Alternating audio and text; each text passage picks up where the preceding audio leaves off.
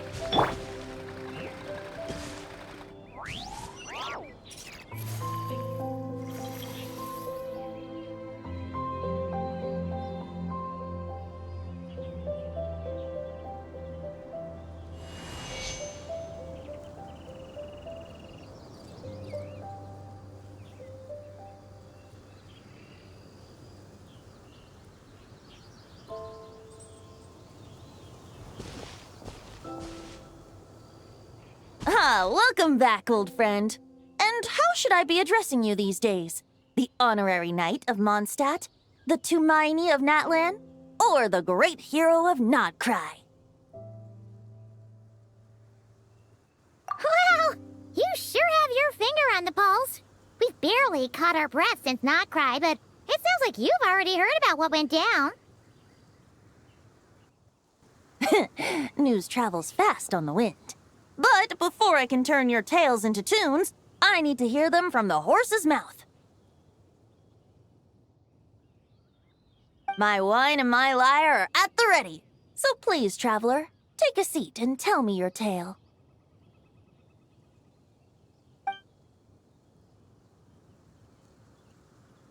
Amazing! Incredible! The Rapier of Solnari and the Doctor? Truly a tale for the ages! So, I'm guessing the wild hunt is a thing of the past now that you've defeated the Rapier of Solnari? Seems that way. We were kind of focused on dealing with the Doctor, though.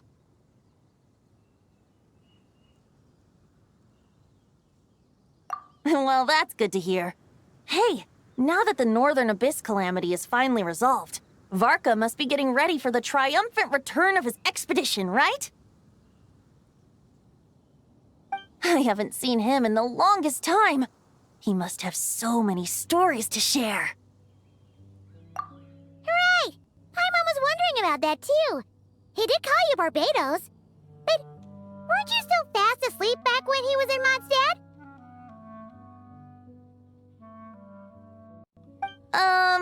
Let's call it half asleep.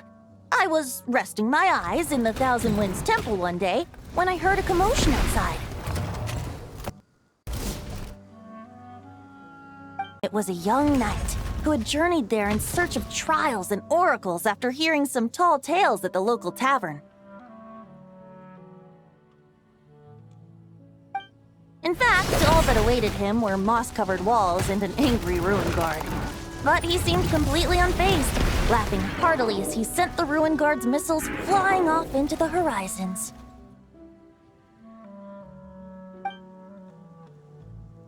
Huh! They must have been making quite a racket if it was enough to wake up the tone-deaf bard. Yeah, it sounded kinda like...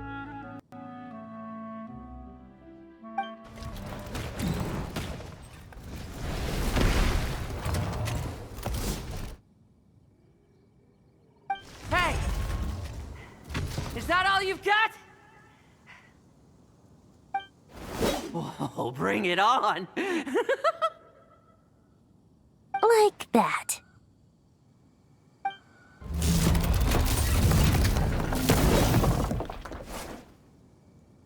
Giving up already?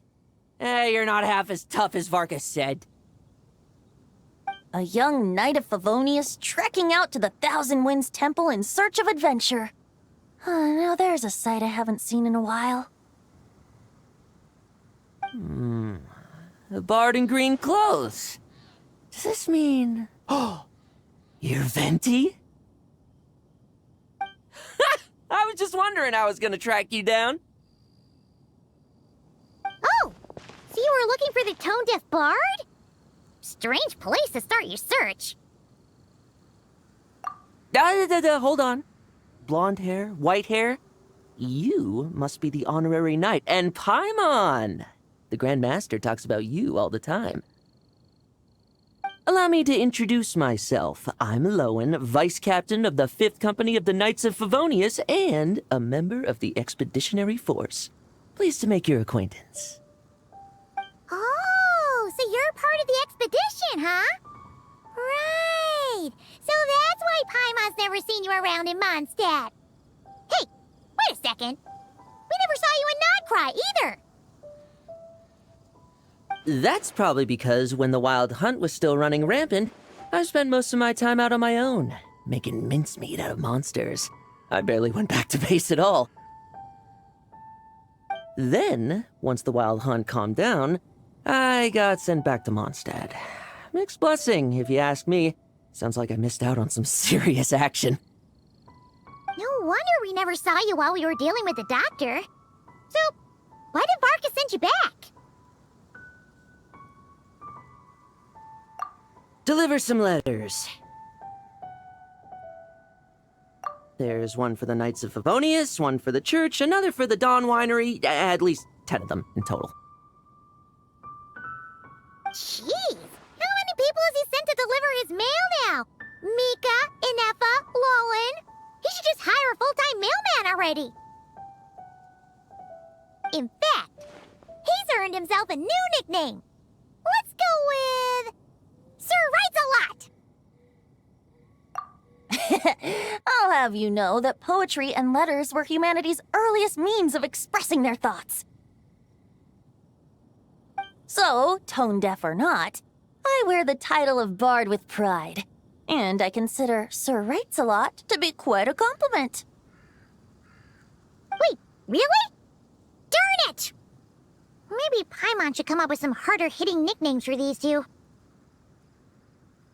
Anyway, since this young man has come all the way to the Thousand Winds Temple looking for me, I assume he must have a letter for me too. Am I right? You sure are, to use the Grand Master's own words. This one is for the bard in green clothes. These days, I think he goes by Venti. Doesn't really have an address as such. You could start by asking around in Mondstadt, or maybe try your luck at the Thousand Winds Temple. I figured that since there was this punching bag here, Ruin Guard, I could get some practice in while I was at it. So, I came right here the second I got back to Mondstadt. That Varka is so slapdash sometimes. It's a good thing we happen to be nearby.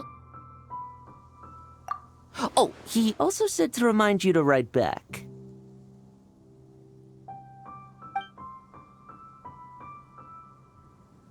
Nothing in particular. Just some idle chatter between two drinking buddies. But if I'm supposed to write back this time, I'll need some time to mull over my response. Varka gave you a whole bunch of letters to deliver, right? Maybe you can head into Mondstadt and deliver the rest of them first? My thoughts exactly, assuming I can find the way. Hopefully the roads haven't changed too much since the pre-expedition days. Well, why don't we have Mondstadt's honorary knight escort this homeward-bound wanderer to the city? I'm sure some of the recipients of Varka's letters will turn out to be old friends of yours, too. Let's go! It's been a while since Paimon's done any guide work. Thank you so much, Honorary Knight. And you, Miss Guide.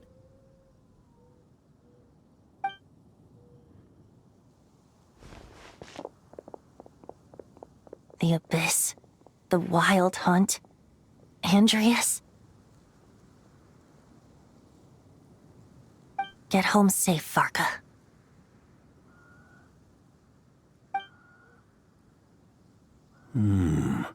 Why do my ears feel so hot all of a sudden? Is someone talking about me?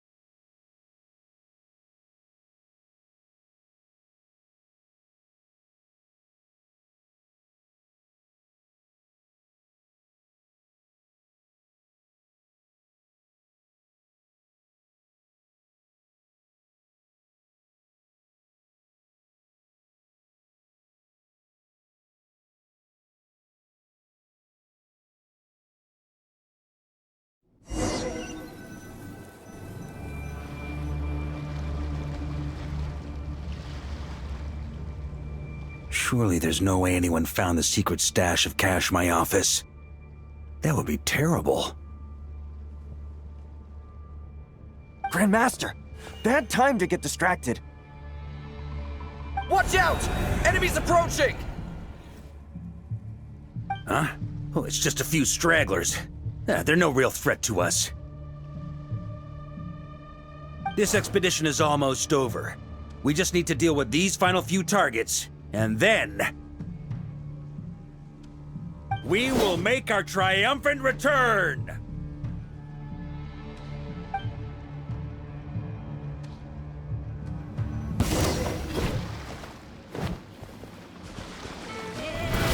Try to keep up!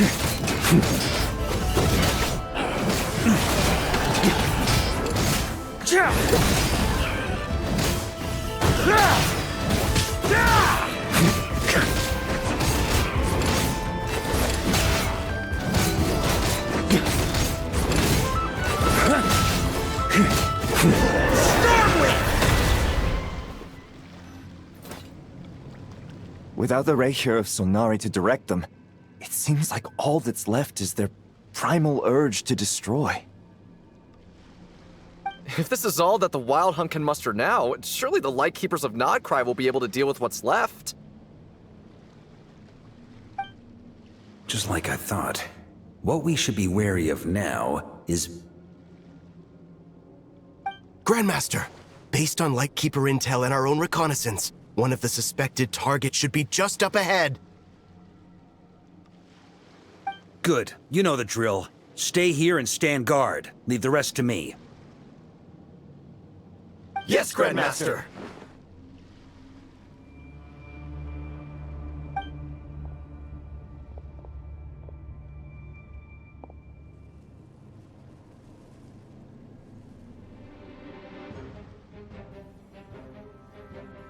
We meet again, Andreas.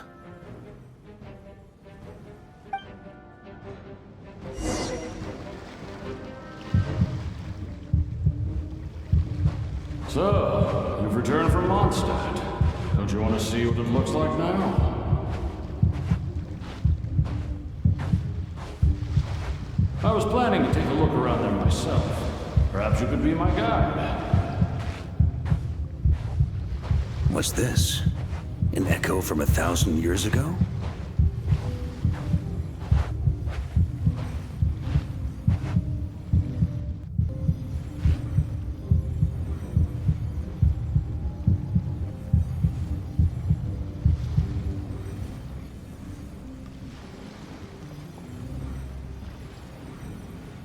Everything seems normal so far. Here's hoping I'm just overthinking things. There are 2 other places to check. Maybe this will all go smoothly after all.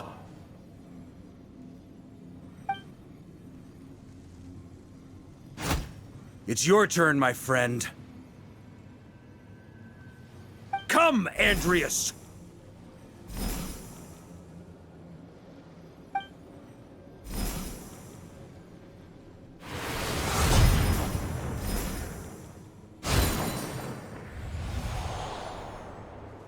Although, for returning to your old home, perhaps Andreas is a little too ostentatious.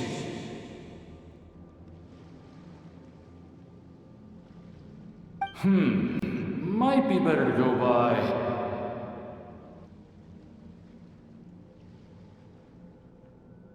Boreas.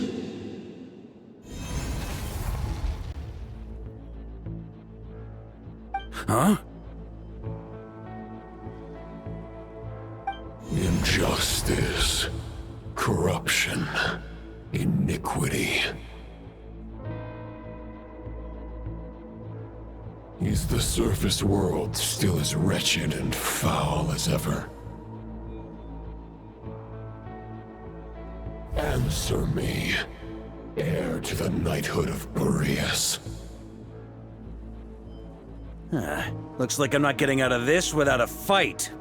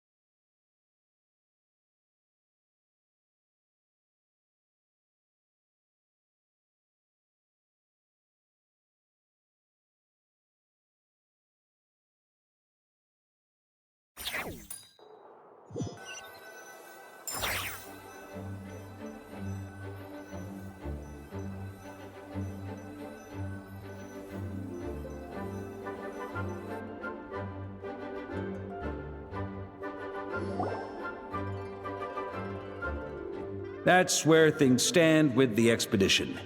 The victors will be returning home soon, so make sure to stock up on wine for the celebrations.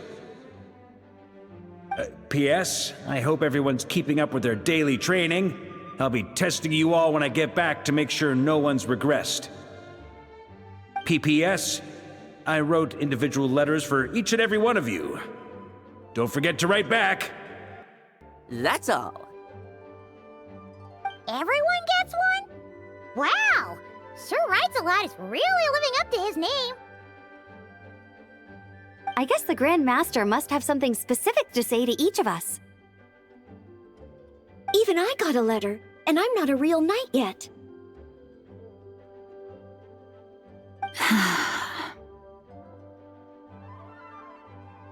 Jean? Oh, yes. That's our Grandmaster for you. By the way, anyone know where I can find the cavalry captain? I have a letter for him as well. You mean Kaya? He said he was meeting a friend from the church at the Angel Share. Allegedly for work. Said he was exchanging intel.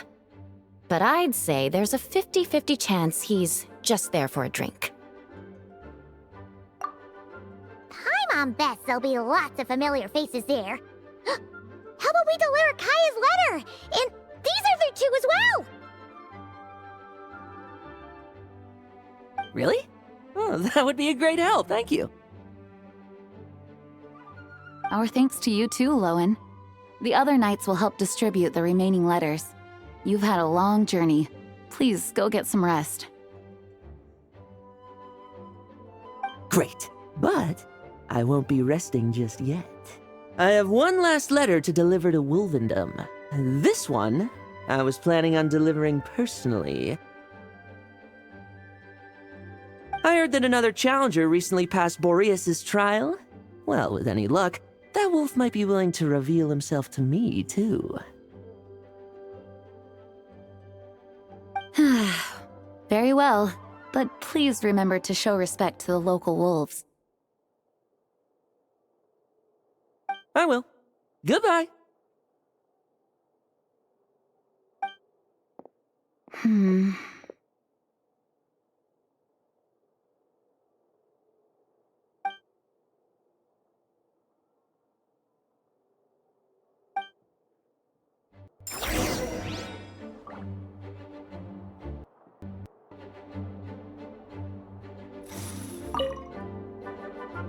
Grandmaster offered lots of advice in his letter regarding my recent assessments. I didn't think he'd spare a thought for that kind of thing in the middle of an expedition. So, Honorary Knight? If you have the time, do you think you could help me out with my special training?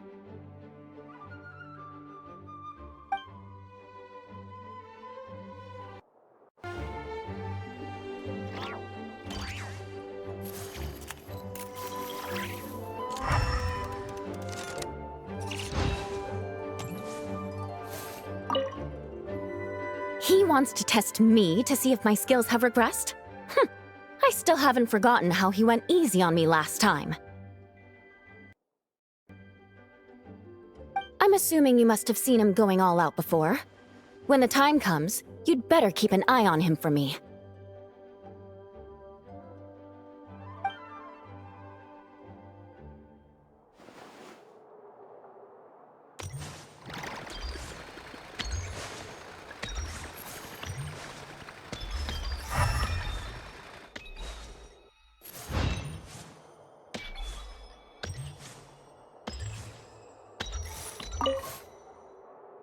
Ah, the Grand Master. The archives are filled with documents awaiting his review. I'm not letting him run off again until he's finished dealing with every last one. On another note, have you spoken to Jean? I hope she'll finally be able to relax a little once Varka returns.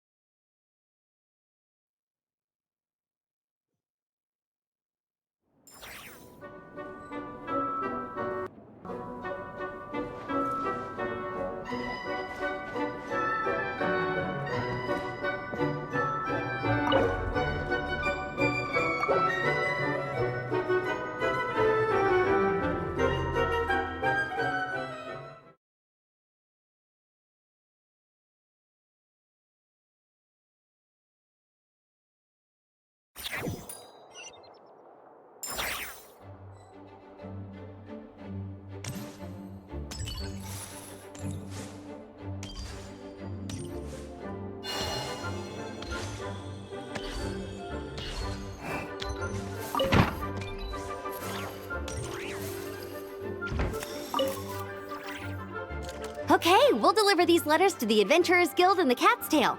You can just handle the ones for the Angel share. The expedition is finally wrapping up. Oh, I hope the maps I made on our way there are good enough to get them safely home.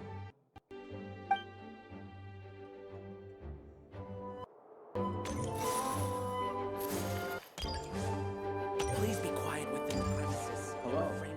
May the animal archon protect you.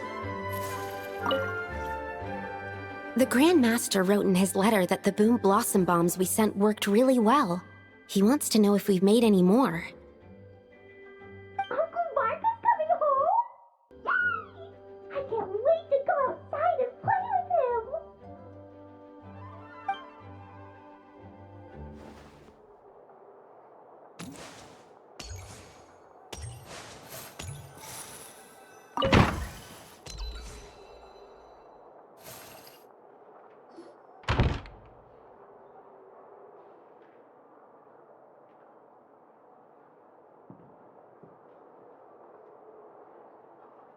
Honorary Knight, you're still here?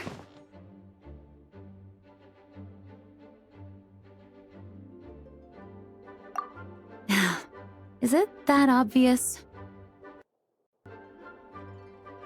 Huh?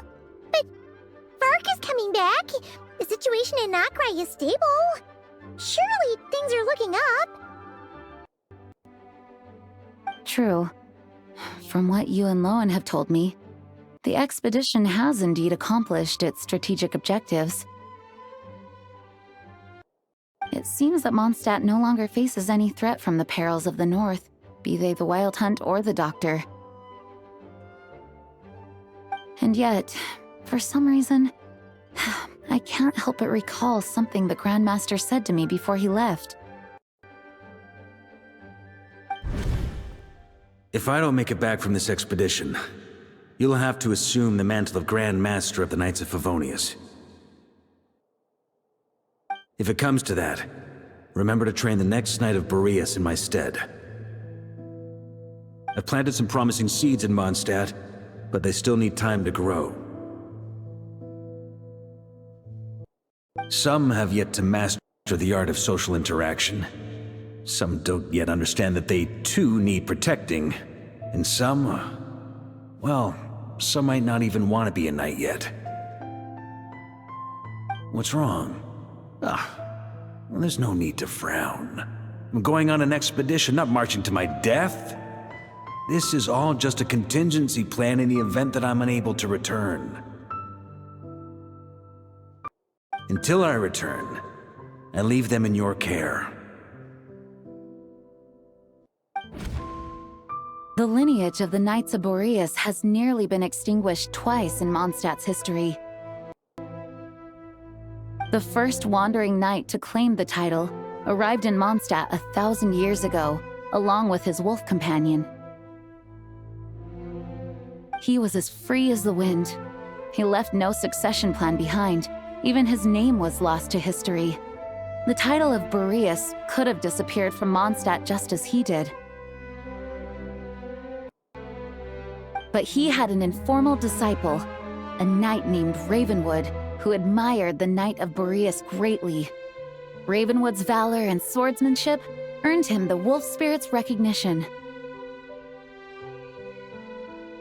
When the old aristocracy tried to regain power, Ravenwood came once more to Mondstadt's defense. From then on, the title of Knight of Boreas was passed down from generation to generation within the Knights of Favonius. Wolf spirit? You mean that big blue wolf in Wolfenden? Correct. As you may already know, the Wolf of the North is the surviving spirit of an ancient god. And the Knight of Boreas serves as an intermediary between him and humanity. Lupus Boreas, who had never known what it meant to love, came to understand it through the journey with his human companion.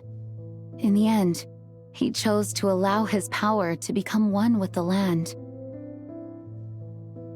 This was once a well-known tale in Mondstadt, but these days, Few people are aware that the starting point of the Wolf King's journey was not Mondstadt, but Nodcry. Huh? The great Wolf King of the North came here from Nodcry.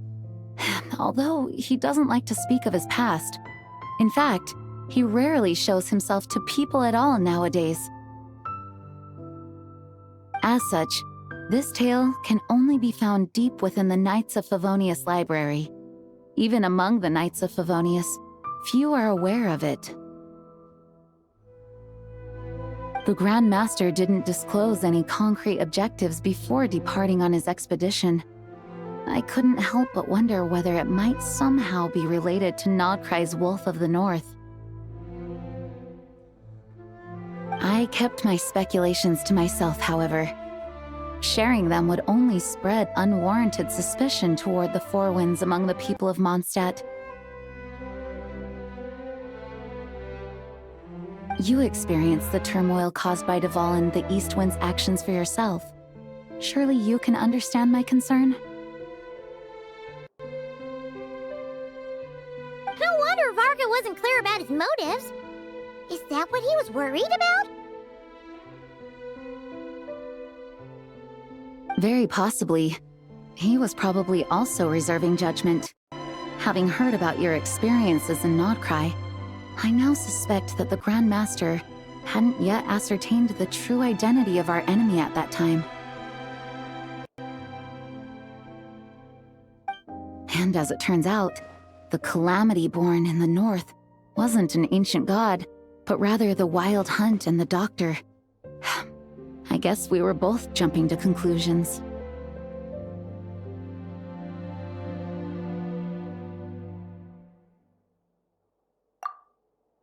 Yes, I completely agree. The tide can turn rapidly in times of battle. It's a leader's responsibility to prepare for every possible contingency. Even if his contingency plan never needs to be put into action, I'm sure the Grand Master is relieved to know that it's in place.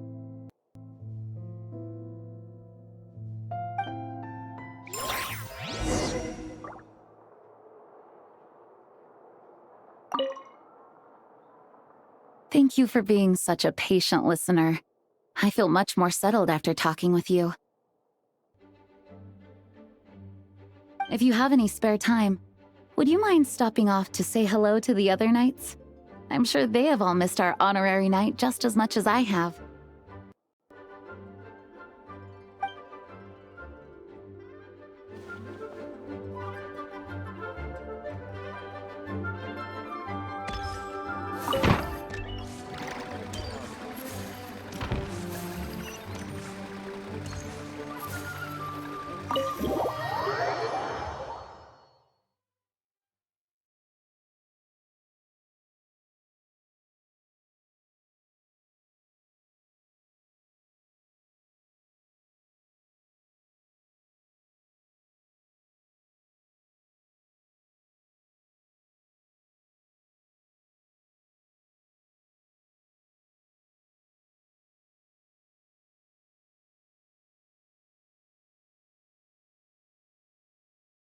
That turned into a pretty long conversation, huh?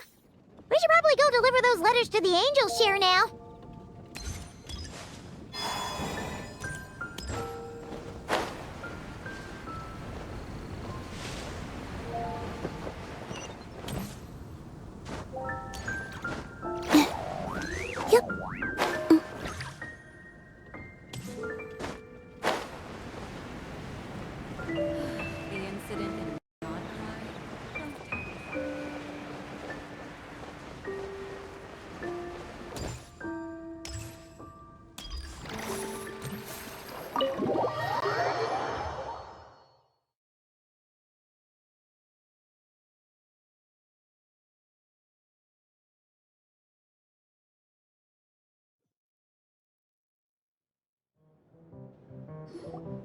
When you're mixing drinks in hot weather, start by pouring in cold water and add ice cubes.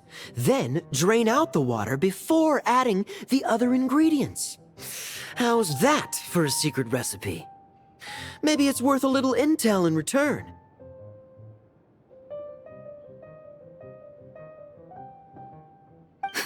Please. I've known that little trick for a good 10 years at least. You'll have to offer something a little more substantial if you're serious about trading. I know there's no one else in the tavern right now, but do you two really need to talk so loudly?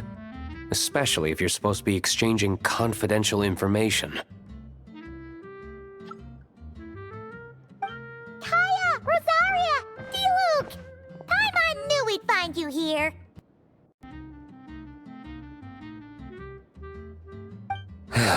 Looks like it's about to get even noisier.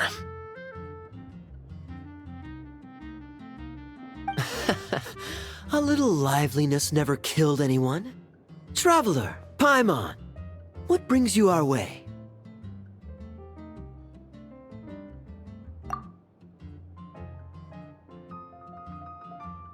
Please allow me to once again express my sincere condolences regarding your late father and the incident with Eric. We make absolutely no excuse for his crimes. I hope you will give some serious consideration to the question I asked you before I left, though I'm sure you're tired of hearing me ask by now. The Knights of Favonius will always welcome you.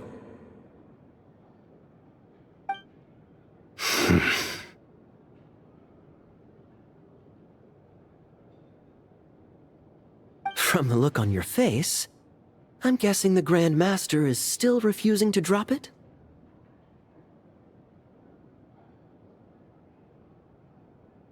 He nags like an old man. It's hardly surprising. Huh? Drop what? What's this about?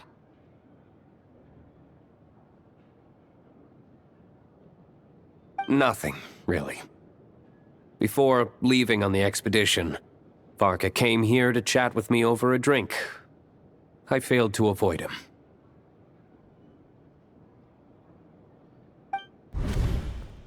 He, asked me if I'd consider rejoining the Knights of Favonius, and I declined. He expressed his regret about everything that happened, and asked me to reconsider. That's all there is to it.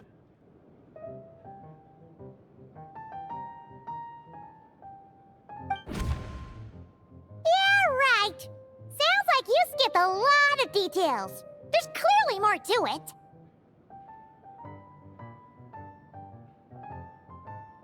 Whatever details I chose to omit are in the past. Dragging them back up now serves no purpose.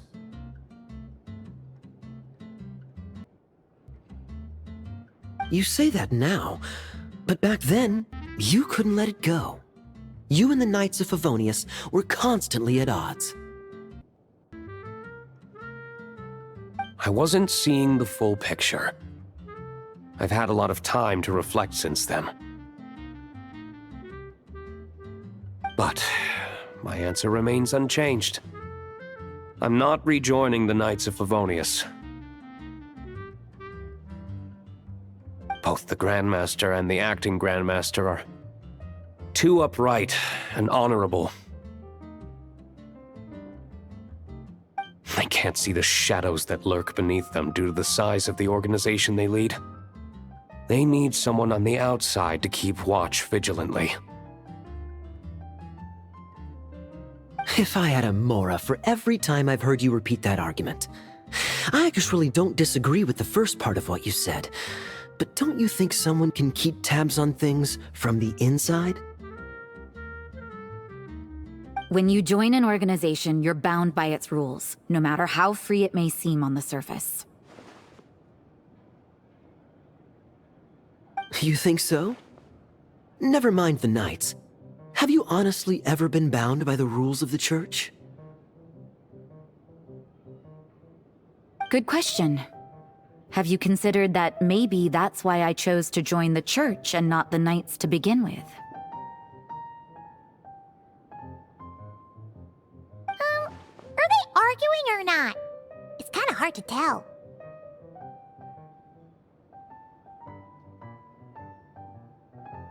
Oh, kind of like the contingencies Jean was talking about.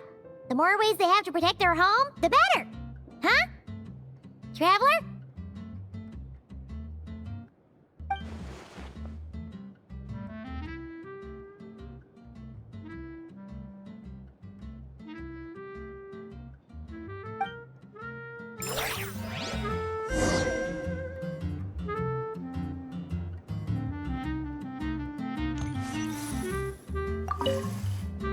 What should I report back to the Grand Master on?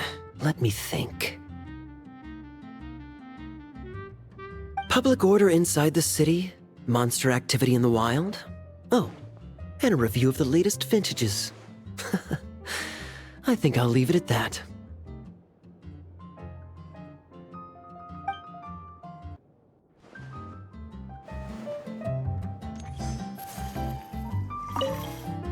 My reply won't be a long one, as usual. I'm sure Varka won't be surprised.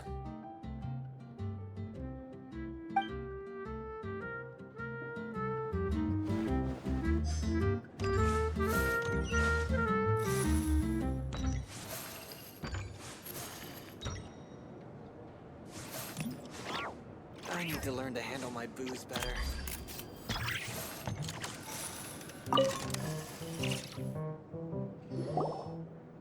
If you hadn't had to deliver that guy's mail, you wouldn't have been subjected to all this tedious arguing. When I write back, I'll tell him to quit making trouble for other people. It's no trouble. Lowen did most of the work. We just volunteered to do the last leg of the journey. Mostly so we could come say hello.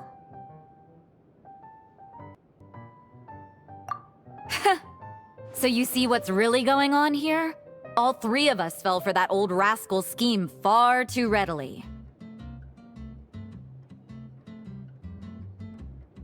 Huh? Scheme? What do you mean? Was Varka lying in his letters then? No. While I'm sure Varka knows full well that Diluc would never agree to rejoin the Knights, I believe the sentiments he expressed were genuine, as was his offer to welcome Diluc back. There are people like Kaya and I, and then there are those who are true champions of justice to the core. Those people are the most susceptible to being driven to extremes by great upheaval. It's happened in Mondstadt before.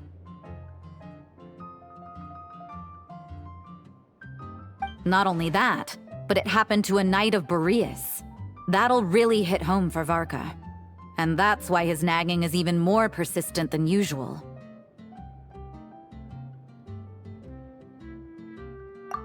Yeah.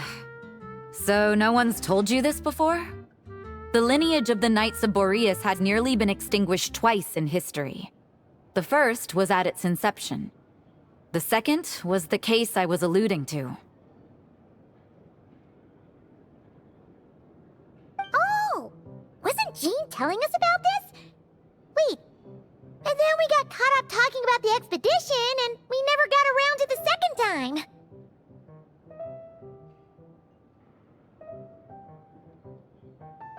I happened to hear about it from Varka once when he was drinking and started yammering on.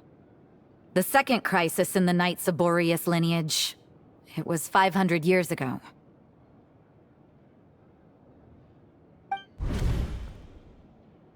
Although the Knights of Boreas are meant to be intermediaries between humans and wolves, in practice, very few of them have been truly recognized by Lupus Boreas over the past millennium.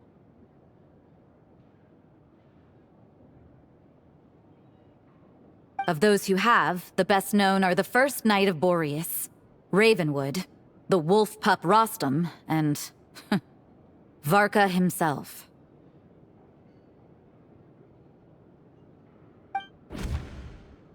But 500 years ago, there was one who earned the respect of Boreas even before gaining the title. He was a disciple of Rostam. They thought he would become the mightiest Knight of Boreas who ever lived.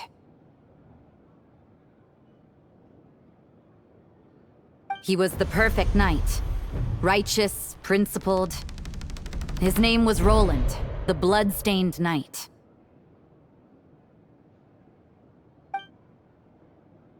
Yikes! Bloodstained Night? That sounds a little ominous.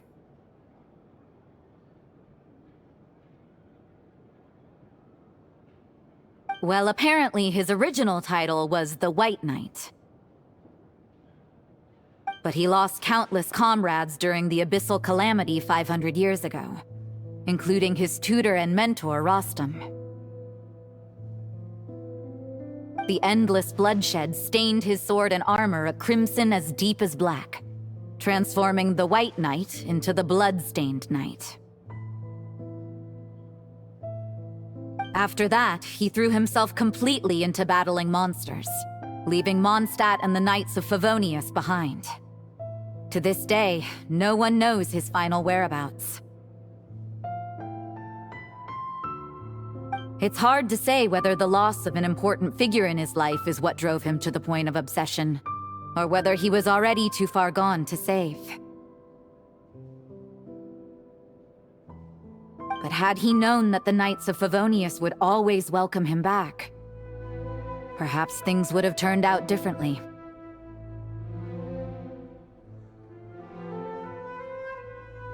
So if you want my opinion, the reason why Varka keeps asking Diluc to rejoin, despite knowing that he'll never say yes, is to let him know you're not alone.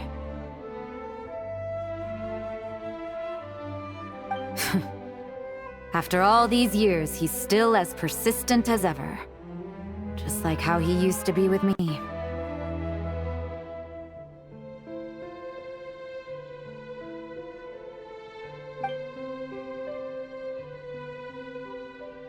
Huh.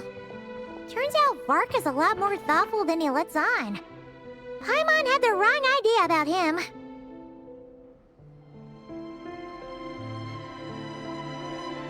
Anyway, there's still something about this whole Boreas business that Paimon isn't really getting. Wasn't Andreas a god in Mondstadt thousands of years in the past? If so, why did Jean say that Boreas and the Wandering Knight only arrived here just 1,000 years ago? Plus, Paimon's super curious about what happened to Roland.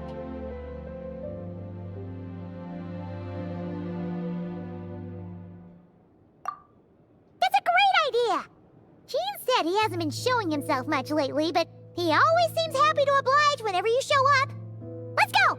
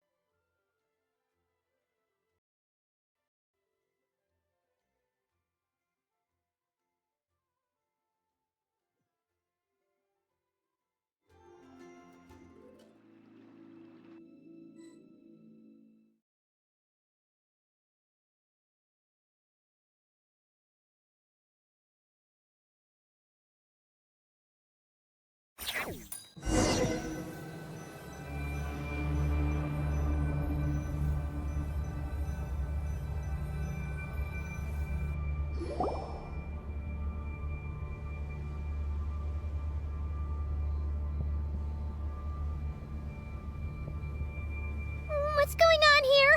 Was Wolfendom always like this? Paimon has a bad feeling about this.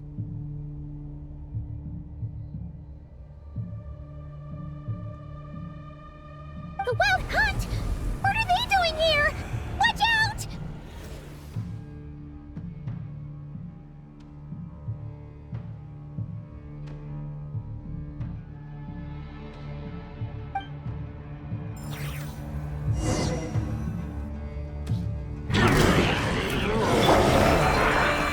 Gather!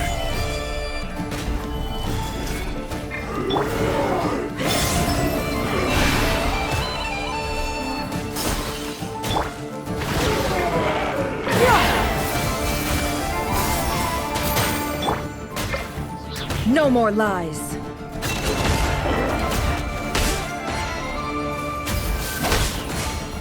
Time to go clean.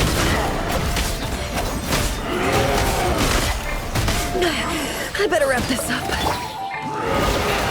Stabilize! Seize the skies! A new moon rises. Seek within. It all adds up. It all falls into place. Can't hide the truth.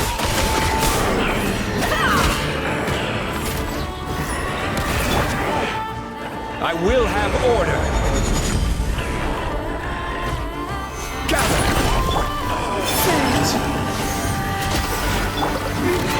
Let's see what you're made of. The deception ends here. No more lies.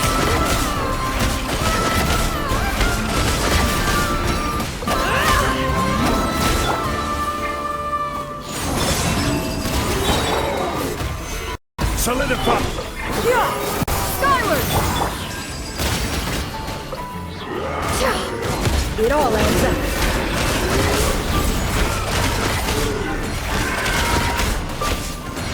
Can't hide the truth.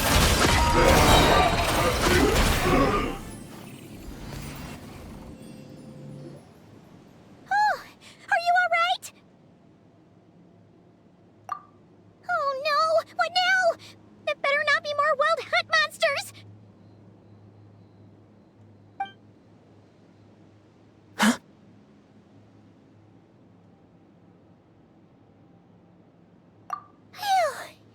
You scared Paimon stiff! She thought you were... Stop right there! Answer me this. The 2 letters I gave you, who are they for? 2 letters? Wasn't it 3? Okay. Well, Paimon's coolest naive expression doesn't appear to be an act. Hey! What are you trying to say? Wait, what are you trying to say, huh? Huh? Paimon passed a test? Really? Huh! She didn't even realize she was taking one! You may dispense with your suspicions. The Wolfpack has borne witness. They fought against the aberrations that encroached upon this land. And our attackers showed no ability to disguise themselves this time. Ah, a familiar scent. Come. I will await you at the usual grounds.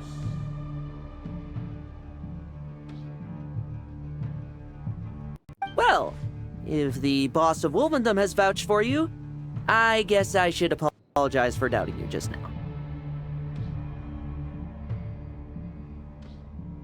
Sure was. Fortunately, my experience in Nodcry didn't go to waste. Turns out the Wild Hunt all feel the same when you stab them. They didn't stand a chance. Something seems wrong with that old wolf, though. Go on. You should check on him.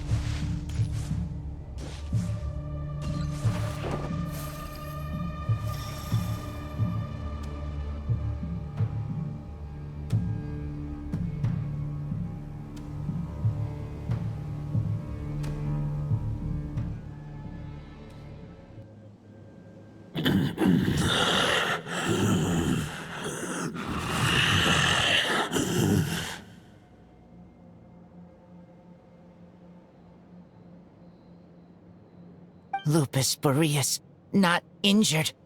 Why so weak? Am I not strong enough?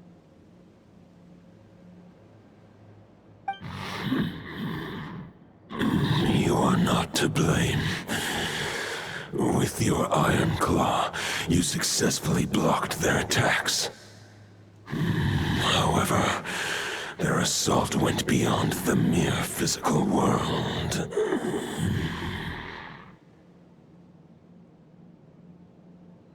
They followed my trail from the distant north across the ley lines. They sought to corrupt the territory I protect.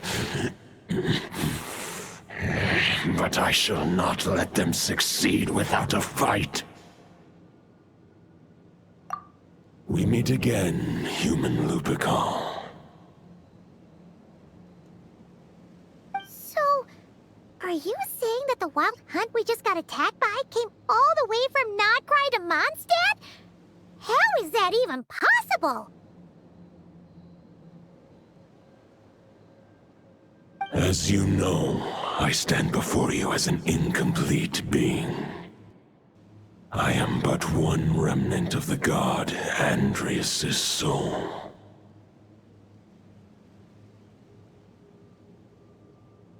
The source of this turmoil. I can sense it. It lies in the north. It is the part of me that remains in Nodcry, from whence I came.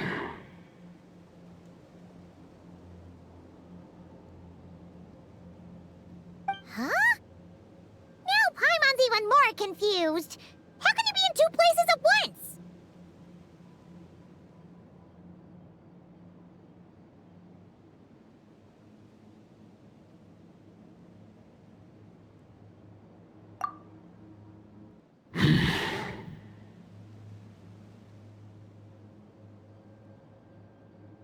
For many gods, housing a part of their soul within an object is no difficult feat. But those who can perform such delicate partitions as this are rare, even among the gods.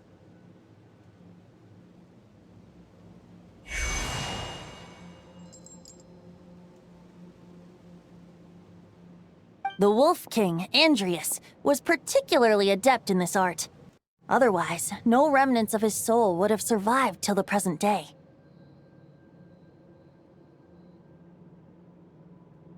Huh? The bard's back?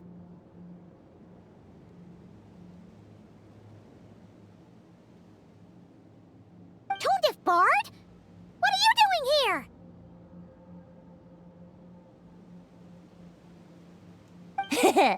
Maybe the god of Animo guided me here. For it appears that someone is in need of a tale from the distant past. And our wolf friend doesn't seem too keen on recounting it himself. Who better than a bard to do the honors? Lord Boreas, do I have your blessing to share this story?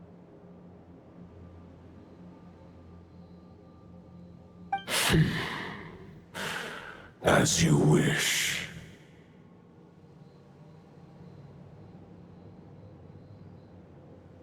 Lupus Boreas wandered the frozen tundra and stumbled into the Seelie Hall. Enchanted by their song, tender as the dawn starlight, and curious about the ways of humankind, the wolf bade farewell to his home and set off for the city to the south. As the high tower crumbled and the fierce winds fell silent, Lupus Boreas, who once had hunted with the storm winds himself, looked within and inquired, was the shelter he provided for humanity really any different from that given by the reclusive king in his tower? The wolf entrusted those under his protection to a new god and quietly returned to the frozen north. There, in a palace long since abandoned by its former master, the great wolf closed his eyes and slept. 500 bitter winters passed, then 500 equally frigid springs. He slumbered undisturbed until a knight stumbled in from the cold, just as Lupus Boreas had once done at the Seelie Hall, and awoke him at long last. The knight asked the wolf to join him on a journey south, to see once more the land that had all but faded from his memory. The gentle wolf, unwilling to refuse the human's earnest plea, split his soul into two halves and left his home once more. Seeing how the ice and snow had given way to verdant plains, hearing the laughter and song that now filled the once somber city, the aging Lupus Boreas turned to his friend, the god of Animo, and remarked,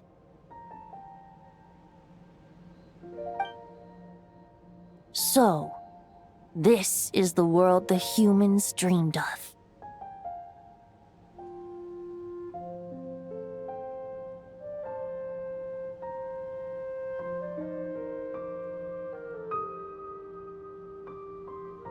Though the knight's journey was not yet over, the wolf chose to bid farewell to his companion here. He had written the end to his story. What knowledge he had been gifted flowed into the land. Everything he was, he gave unto the world.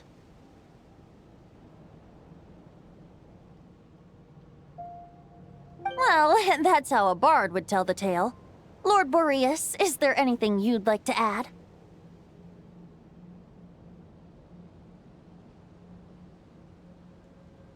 There is no need for you to ask that question.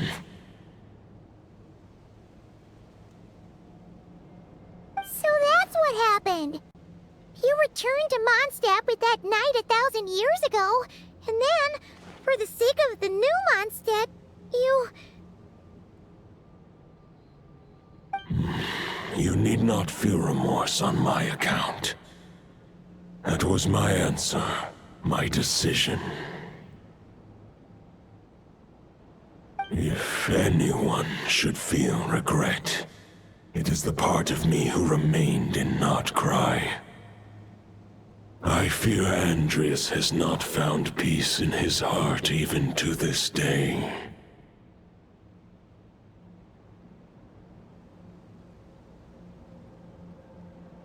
That is surely why those vile aberrations were able to exploit his weakness, sowing the seeds of all the turbulence that has ensued. But we followed Boreas' trail in Nodcry. We investigated and discovered no signs of instability.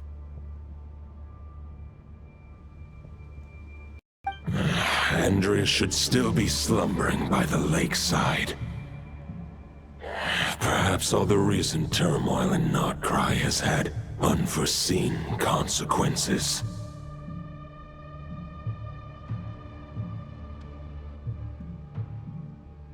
And there's more. I detect another familiar scent from across the ley lines. A scent that reeks of blood.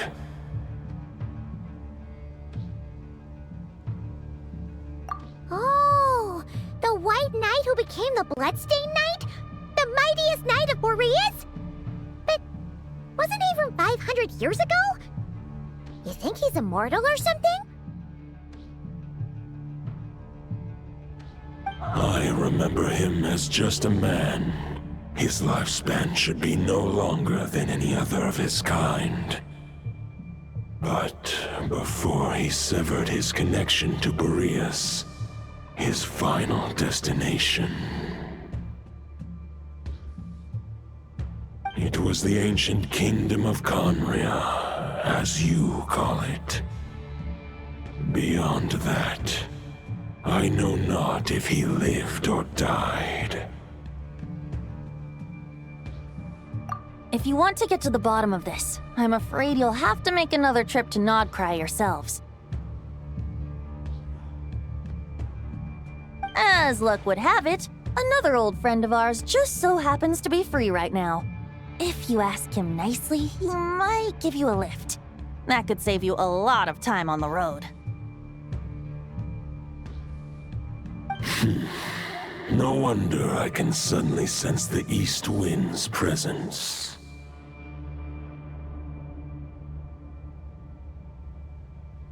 If even Mondstadt has been affected by the fallout, Nodcry must be in real trouble by now. I hope Varka can handle it. Varka? Is he in danger? I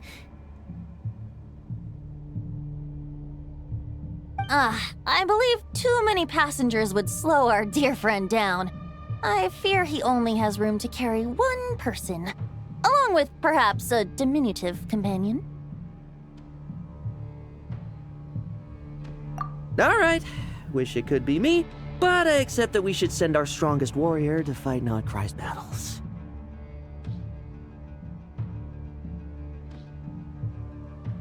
I'll stay here and deal with any wild hunt that try harassing Mondstadt. It'll be a good chance to try out some new moves.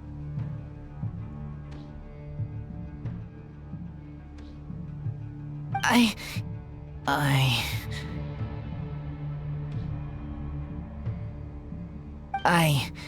stay in Mondstadt too. With Traveler's help, Varka will be safe. Razor, give me your iron claw.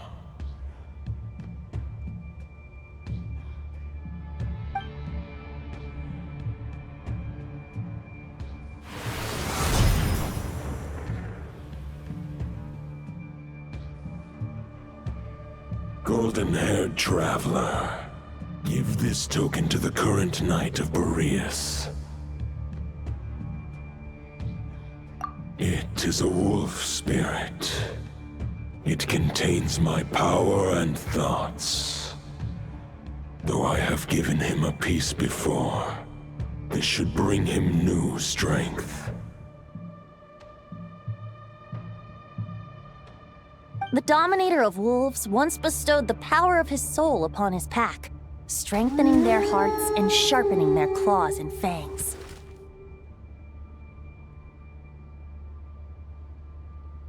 But human hearts and flesh cannot bear the soul of a wolf directly. It would be akin to forcefully merging a human and a wolf into one being. They would descend into chaos.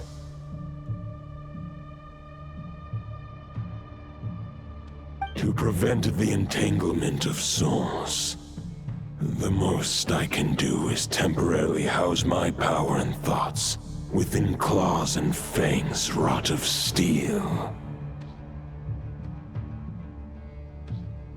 Although, truth be told, that knight does not lack for power. What he needs more is the thoughts within. But I shall leave this for him to explain.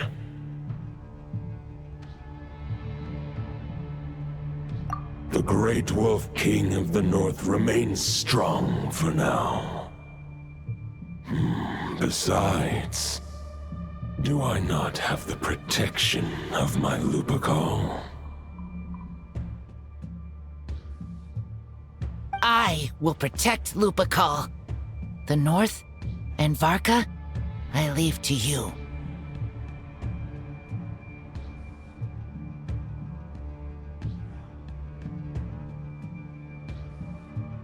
Just give me the word whenever you're ready.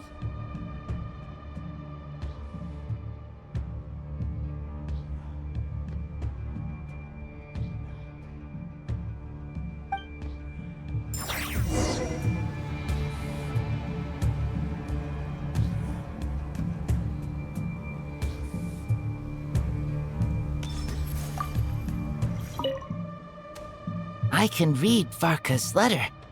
I will try my best to write a reply. A wolf's claws make poor instruments for writing human words. But that token will suffice to convey my thoughts.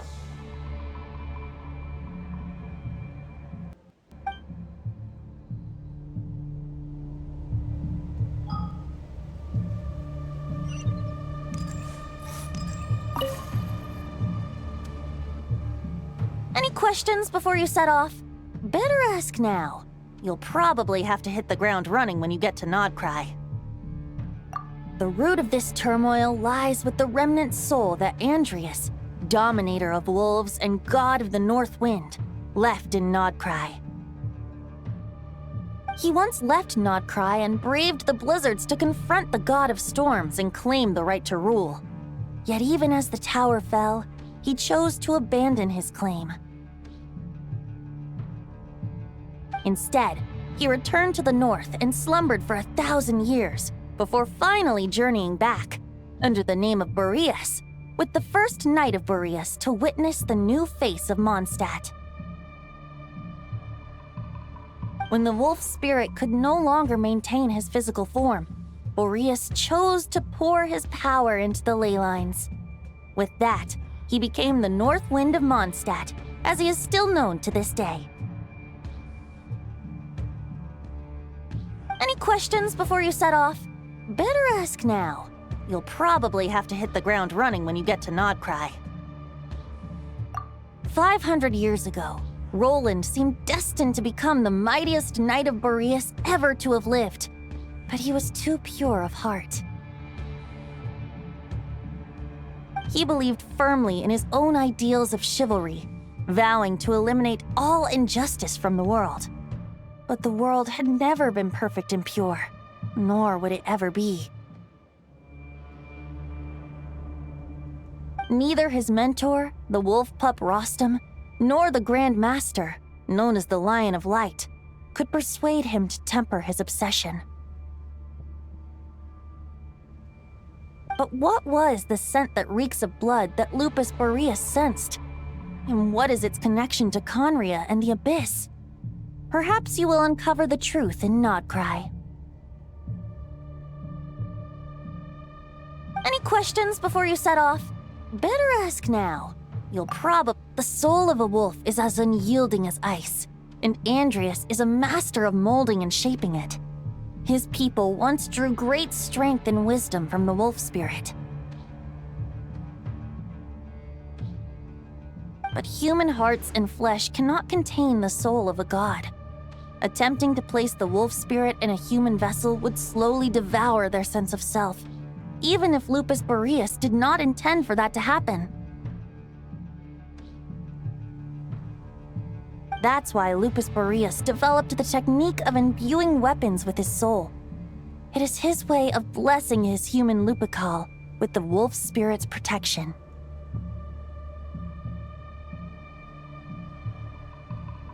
In fact, there is an ancient song that tells this tale. A weapon once of common iron, now through friendship turned divine, twixt man and wolf a bond was made, a power born within the blade.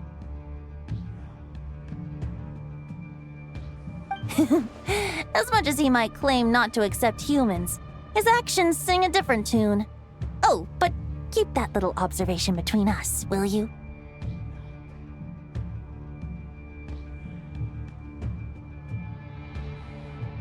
Any questions before you set off? Better ask now. You'll probably have to hit the ground running when you get to Nodcry. All right, over to you, Dvalin!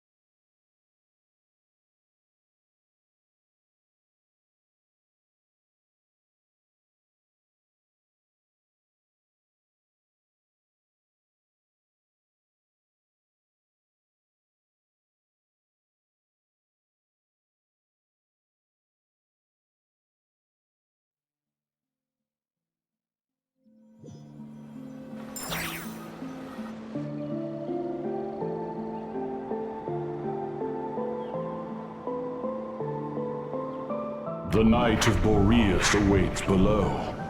We must part ways here. Barbatos and I have other plans. We will meet you again later. Alright! Hey, wait! How are we getting down?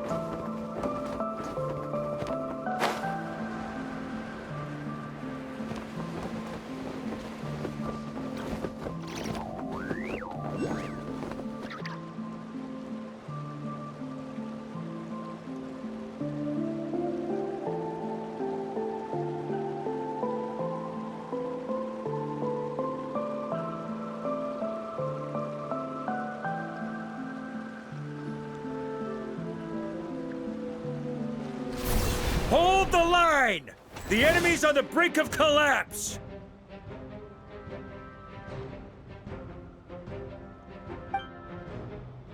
Grandmaster! It's...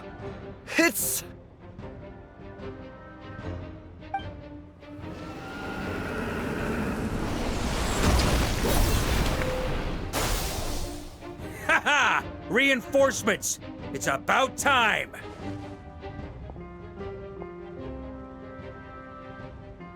And Paimon too!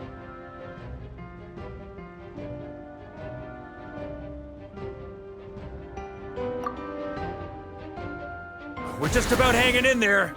Most of their grunts are taken care of now. Their leader's gonna have to make a decision soon.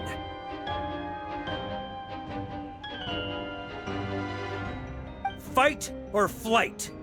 What will it be, mightiest knight of Boreas?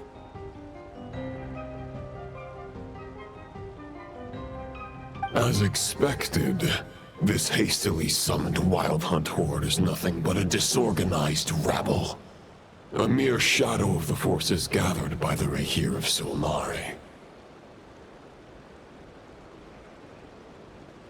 But they have served their purpose. I now understand your tactics, and you, in turn, understand mine. This is fair. This is the way of chivalry. Farewell, heir to the knighthood of Boreas. Whether you choose to resist me or not, I shall set right the injustices of this world. In the name of the blood-stained knight.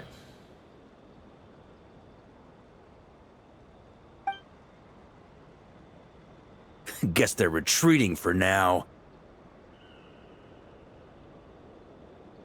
So that Wolf of the North lookalike, that was Andreas? But why would he be leading the Wild Hunt? And why was he talking about the Bloodstained Knight? Ugh, forget that. We can save the details for later. He was the enemy boss, right? Are we just gonna let him get away?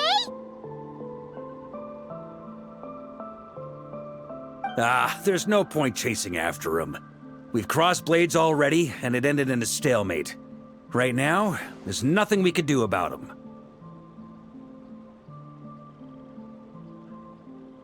True. We're still not certain of his true identity, but whether he's a god corrupted by the Abyss, or a legendary knight, killing him might be just about possible. Especially now that you're here.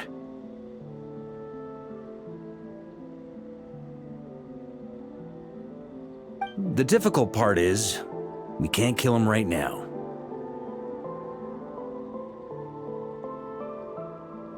Huh? What do you mean? Is he immortal or something? No. Judging from our skirmishes so far, I don't think he's got any special abilities of that caliber. Nor does he have the ridiculous level of power wielded by the Five Sinners. But, compared to Rerir, our current foe clearly has a better understanding of how to exploit Nodcry to his advantage, particularly when it comes to Andrias's remnant soul.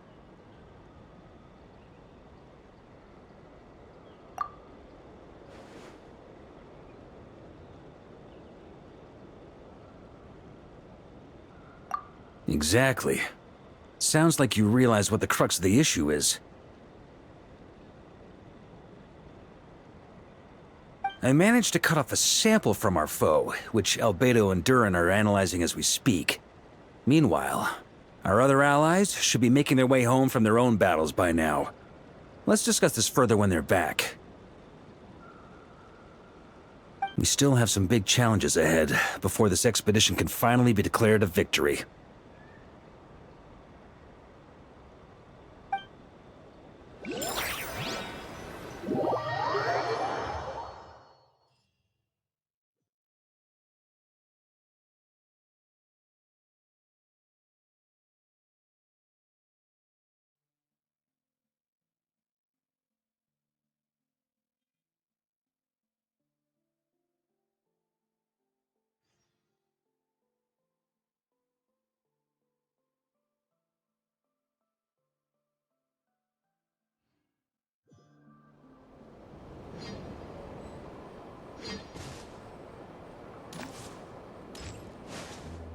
The meeting's probably gonna be in the biggest tent, right? Looks like a bunch of people are there already. Why don't we go chat with them?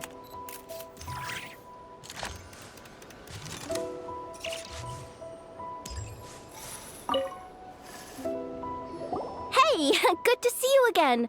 Oh, Boss Neff asked me to pass on a message.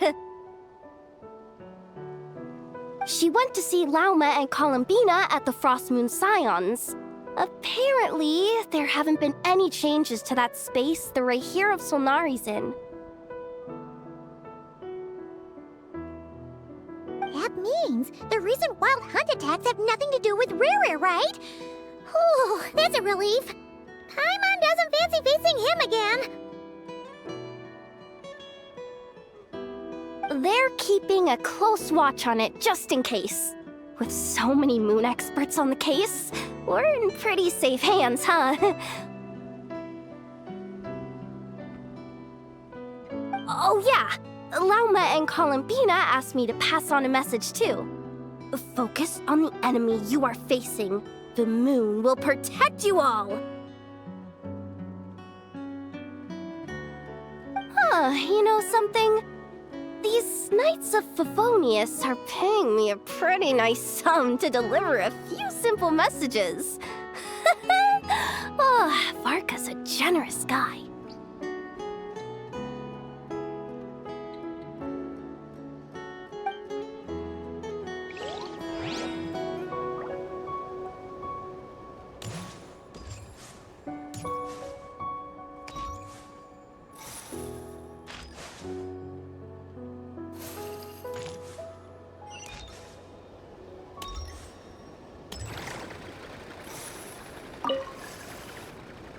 Short distance propulsion module on cooldown.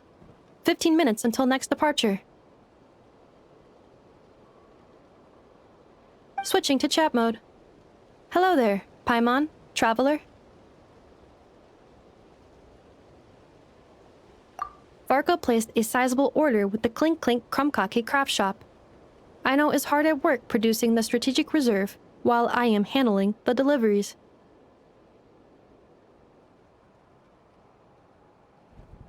Secondly, I am also here to attend the meeting in her place.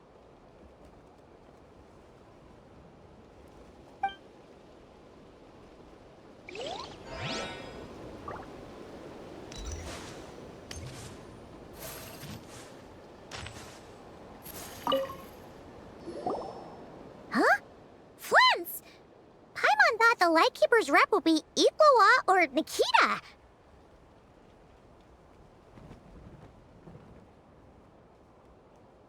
You're quite right. However, Itlua and Nikita are both busy organizing the Ratniki's region-wide response to the recent attacks.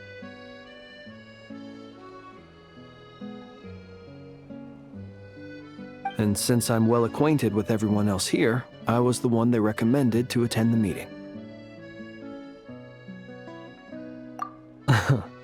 Sometimes you don't get a choice when there might be consequences down the line.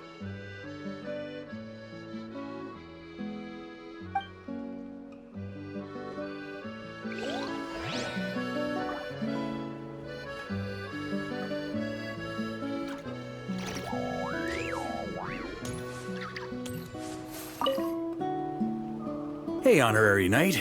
Looks like pretty much everyone's here.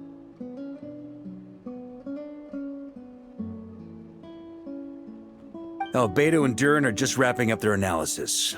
You want to wait for them here?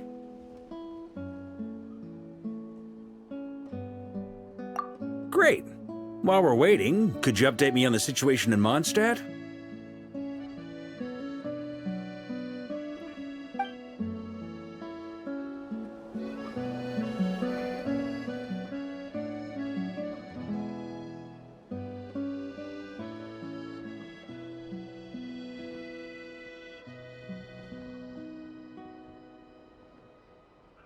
And that's where things stand.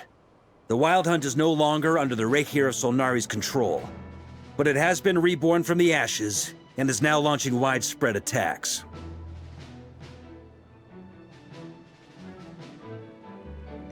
Intel from the Frostmoon Scions and the Curatorium of Secrets corroborates this. No disturbances have been detected in the space where Rere resides. What we are facing here is a completely new foe.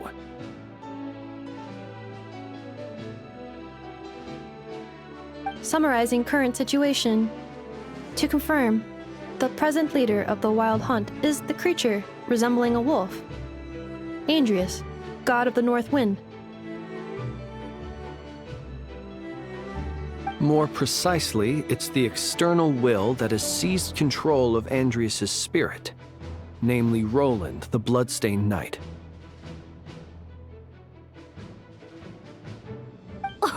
Whoa. Hold on. I'm completely lost. Isn't Roland some Mondstadter from like 500 years ago?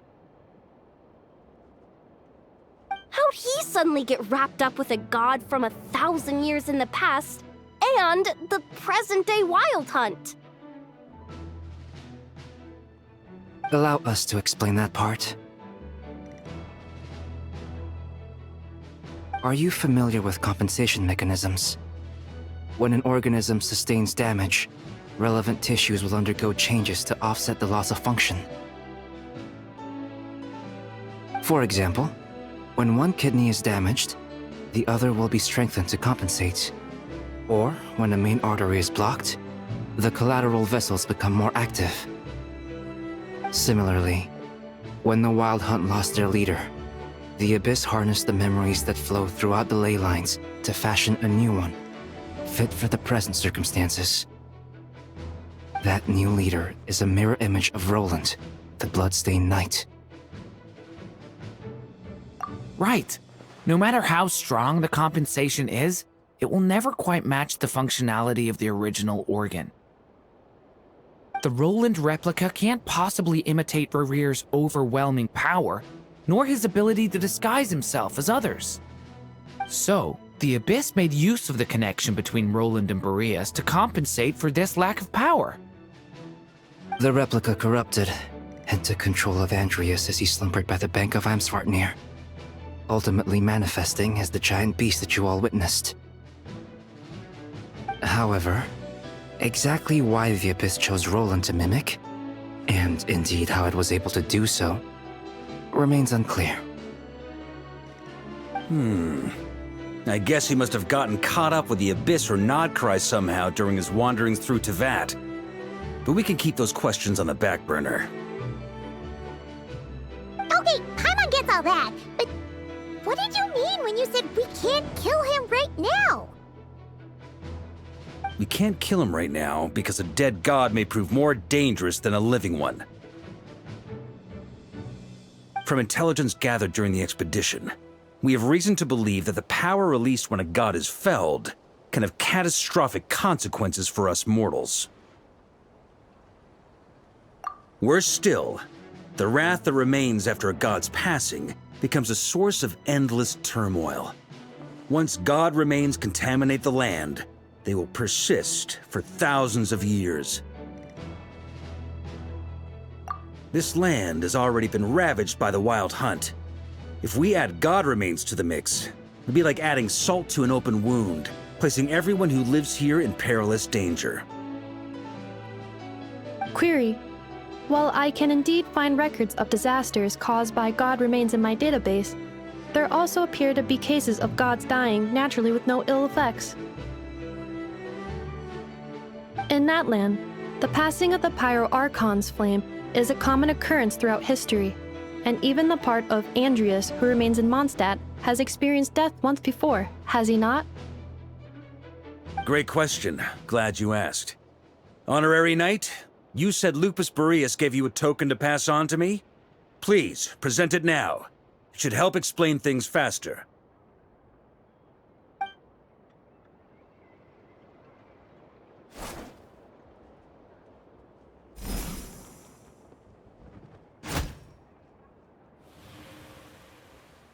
Come forth, Boreas!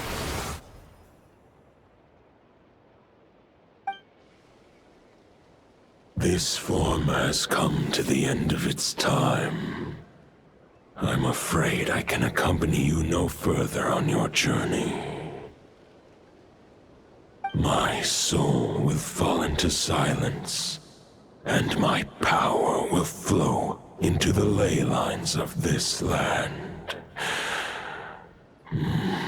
Perhaps this is all that a wolf can hope to do for humankind.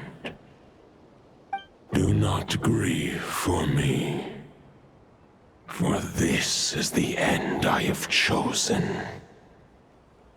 Instead, remember that one day, your wandering too must come to an end. Where and when shall that be?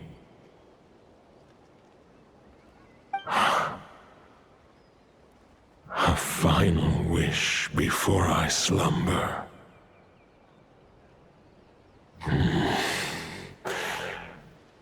Sing me a song.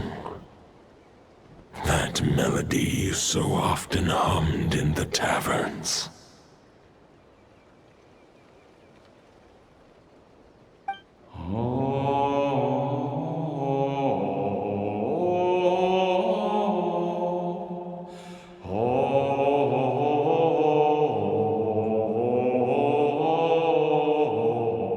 You saw it too.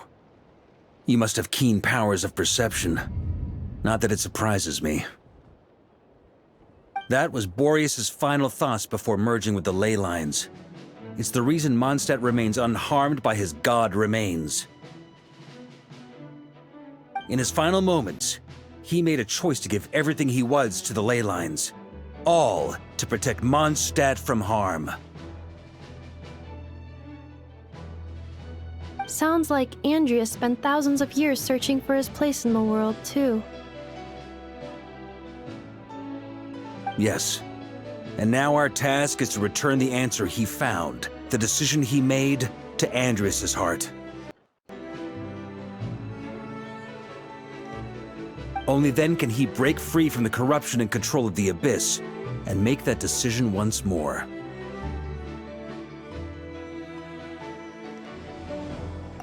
I see. I would say that planting thoughts inside the mind of a god sounds a little far-fetched, but since it was his own wish to begin with, it sounds feasible to me.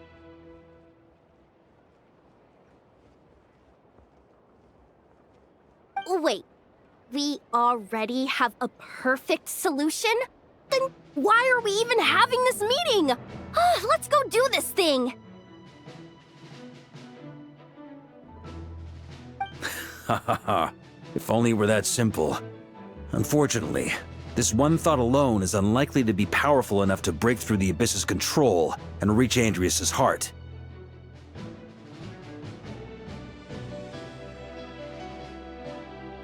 We need to find a way to make the thought within this sword stronger and more resilient.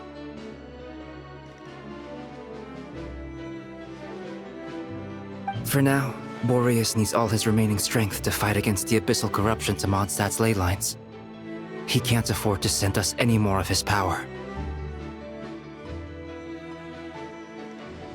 However, since his form was unstable during his journey with the first Knight of Boreas, many wolf spirit fragments were left behind along the way.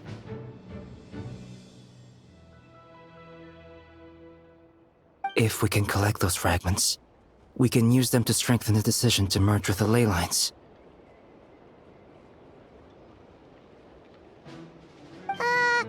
So we need to retrace his steps and look for random fragments? But they could be anywhere between Notcry and Mondstadt! It'll be like looking for a needle in a haystack! You don't need to worry about that. There's a few fragments left to gather in Notcry, but apart from that, most of them are already inside this sword. I've been collecting them during the whole expedition. Huh? Wait, really? I mean, it's an expedition, not a stroll in the park. Each step of the way, we've been hard at work planning for every possible contingency. Not just the wild hunt in the abyss, but ancient gods remaining in Notcry. Sounds like this plan was a long time in the making.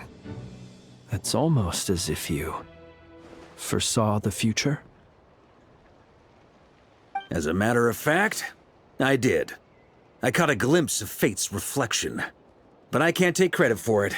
It was all thanks to the help of a few friends. Still, all I foresaw was that an abyssal calamity was brewing in the north.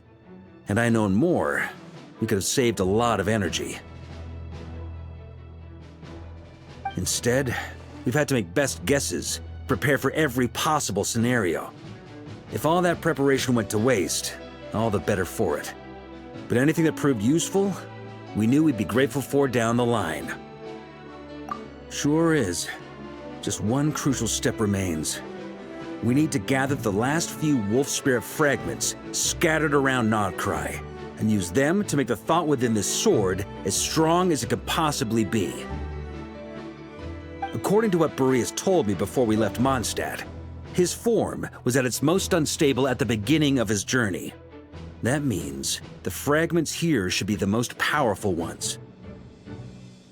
But of course, we've been tied up fighting battles since the day we set foot in Notcry.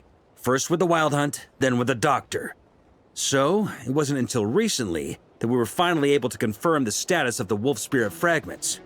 We now know there are 3 left to find. Okay, so 3 more mini-expeditions to go. I managed to gather 1 fragment before Roland reappeared. I also have a confirmed location for the second, which I'll take care of in short order. As for the 3rd fragment, we've identified a general search area to focus on, but we'll need all hands on deck to pinpoint the exact location.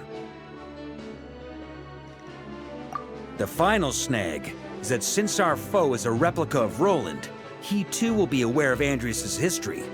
He's sure to try and sabotage our plans by any means at his disposal. So everyone needs to bring their A game. With our foe being from Mondstadt, it's our duty as Mondstadters to defeat him. And since the Wild Hunt is involved, the Lightkeepers will provide their full support. The Clink Clink Krumkake craft shop will also help in any way we can.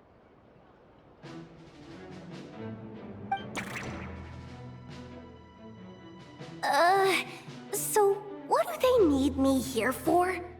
Wait, I think maybe I signed a contract at some point.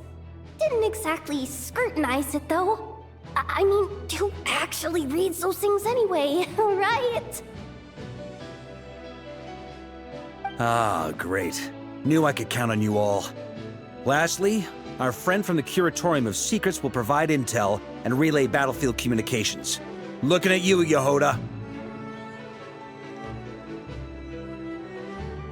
So, you'll be darting back and forth across the battlefield, dodging the wild hunt and the shadow of an ancient god. I'm impressed by your courage, Miss Yehoda. Rating for Yehoda updated. Higher quality ingredients will be used to prepare your future meals. Darn it! I should have known this payday wouldn't come that easy. I'll deal with the second Wolf Spirit fragment, which we already know the location of. The moment you make any progress with Fragment 3, be sure to give me an update.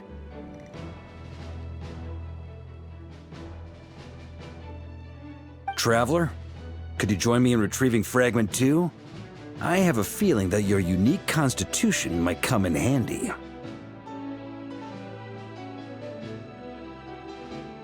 All right, time is of the essence. Let's move out, people. Dismissed!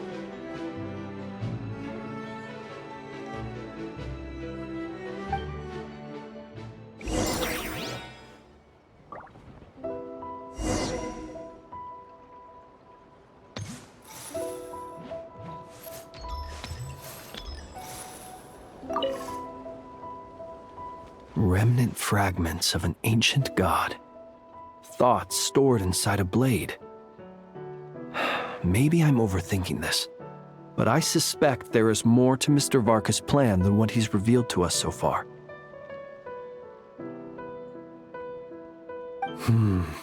Then again, the enemy can harness the Wild Hunt to spy on us wherever we go. As our commander, I'm sure he has his reasons for choosing not to tell us everything.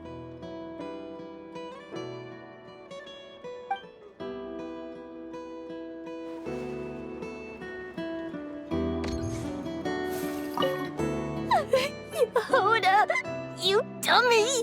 You took the stupid job of your own free will! Oh, crying isn't gonna get you out of it!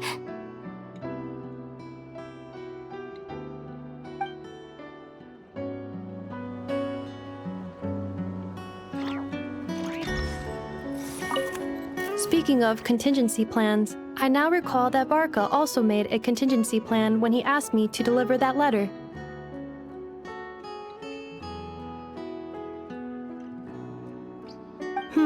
Perhaps I should ask Aino to prepare some additional backup modules for me.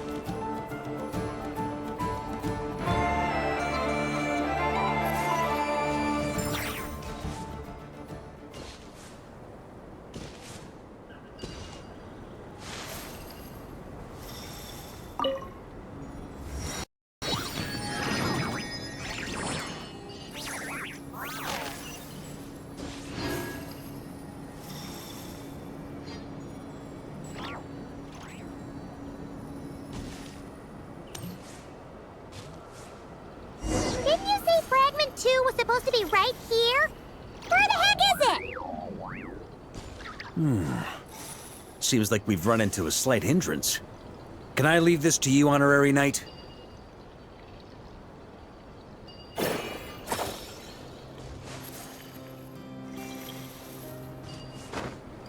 Traveler, Paimon, when this is all over, I'm gonna invite you around for a drink of...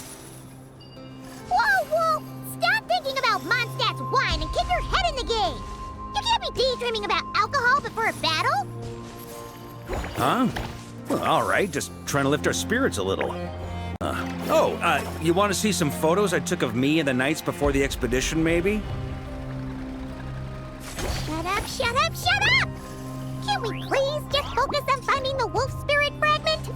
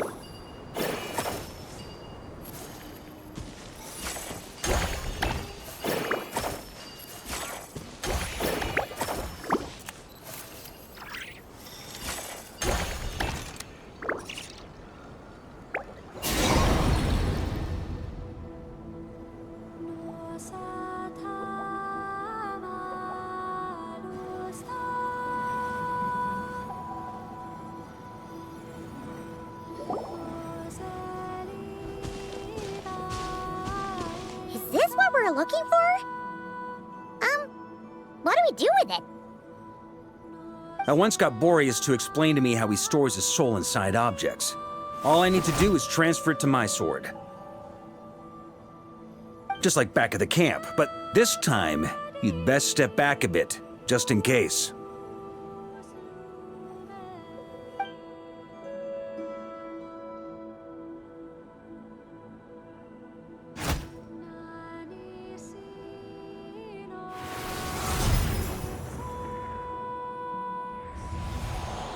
So, you're saying you don't know how to love people, and you don't understand human love either.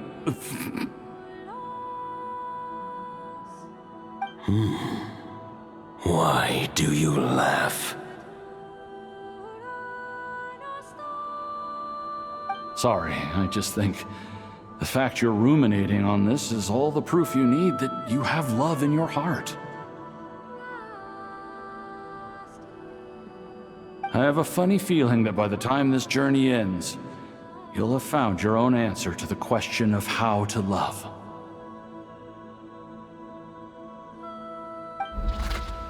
No, you're wrong. There is no redemption at the end of this path. Even if I am stained black with blood, my conscience will remain as white as snow. If pledging allegiance to the Abyss is the only way to sever the injustice of fate, then I shall serve in its name. Ugh!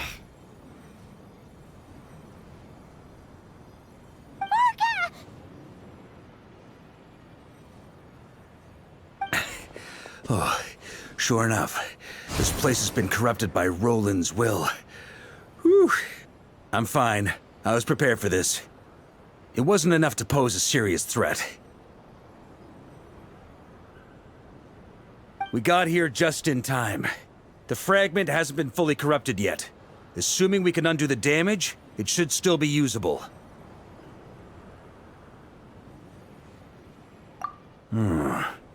Purifying the abyssal corruption would definitely be a safe approach. But that's not the only reason I wanted you to come. Could you try reversing the corruption? Not purifying it, exactly, but separating out the Roland part from the wolf spirit. So, keep the Roland part intact as well as the wolf spirit part? Why would you want to do that? Firstly, to test whether it's possible. And secondly, to view Roland's memories. As they say, know thyself, know thy enemy. Understanding our foe is our surest path to defeating him.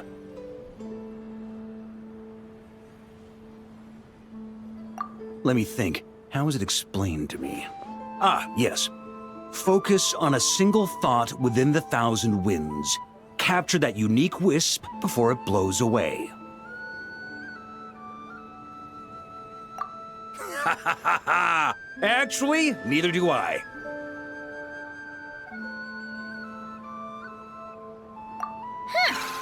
Sounds like something a certain tone-deaf bard would come up with when he can't think of anything meaningful to say.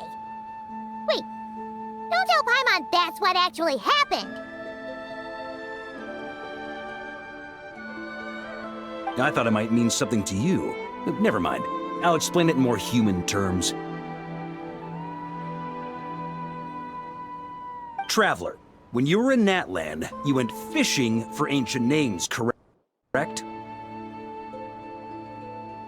If I'm not mistaken, the Night Kingdom was like a river flowing with concepts, and you were trying to capture the concept belonging to a particular ancient name. I'm thinking the same basic principles should apply here.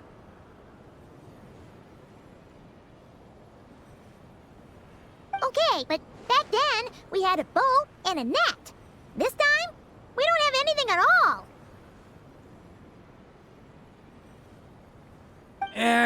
This wolf spirit fragment is like a puddle compared to the Night Kingdom. No need for a boat.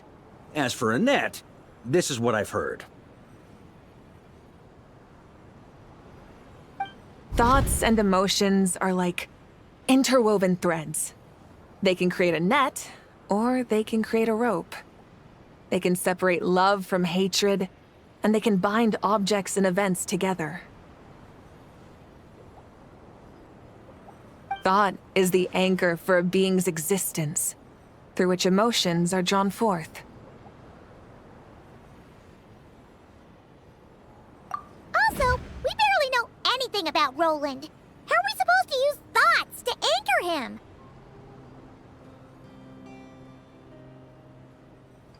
Well, maybe you could try this. What is it? It looks old and tattered. It's an unsent letter, written by the wolf pup Rostam, Knight of Boreas, from 500 years ago. It was meant for his disciple, the White Knight Roland.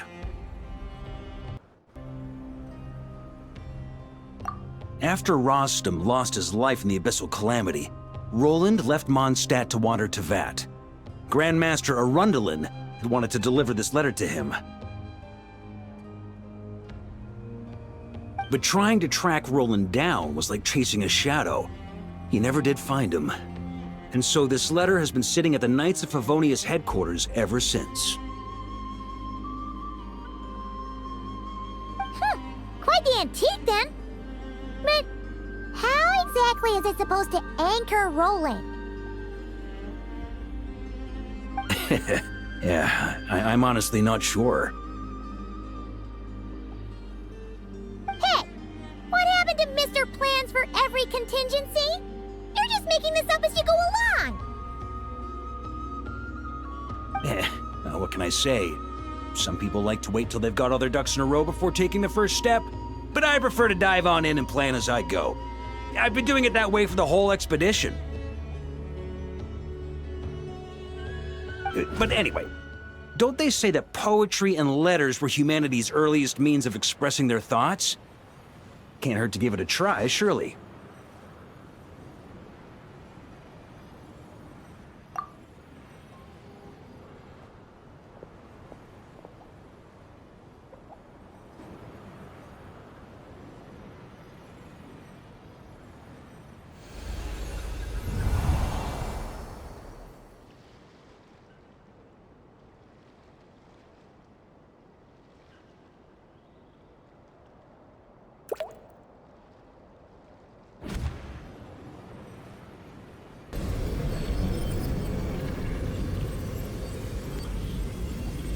Whoa, it actually worked?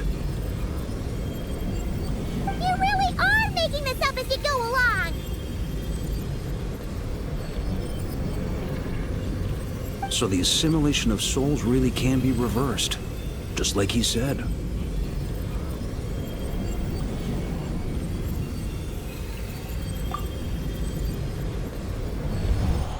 If what you say is true,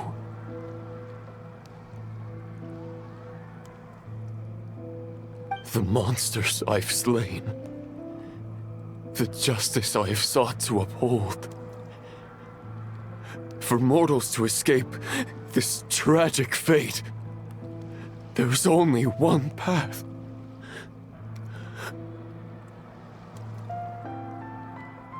A great and ancient kingdom was wrongfully cursed, turning its inhabitants into monsters! The code of chivalry tolerates not such injustice.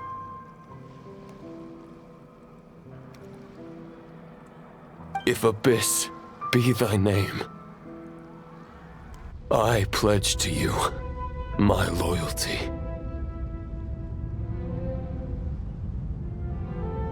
And that is where the blood-stained knight's tale came to an end.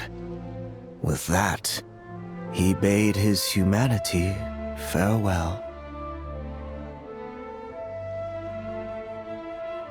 I dare say you must find it quite ironic, Knight of Boreas.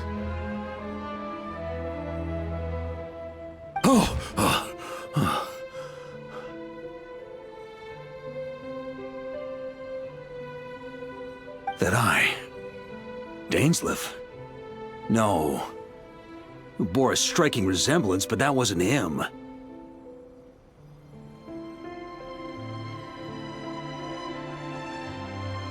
While we gazed into the past, he was gazing right back at us. Could it be? So that's what happened. After leaving Mondstadt and wandering the land, Roland ventured underground and saw a revelation from the visionary.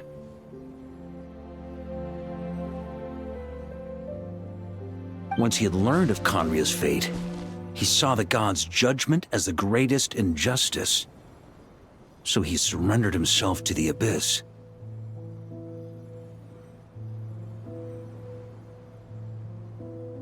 Giving them his knowledge, his power, his everything. That's why the Abyss can replicate him.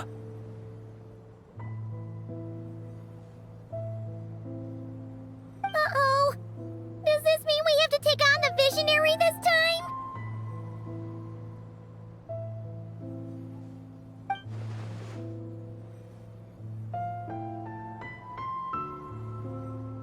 I'm inclined to agree.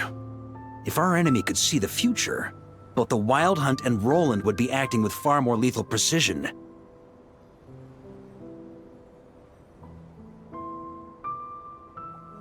But even without the Visionary's input, Roland still has an intel advantage we can't afford to underestimate. Every minion of the Wild Hunt serves as Roland's eyes and ears. We need to think one step ahead if we want to outmaneuver him. And on that note, I have a plan I want to discuss with you.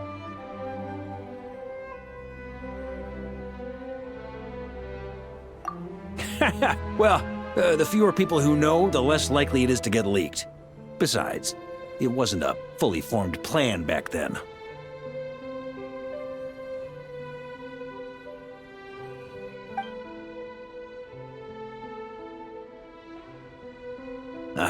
That about covers it.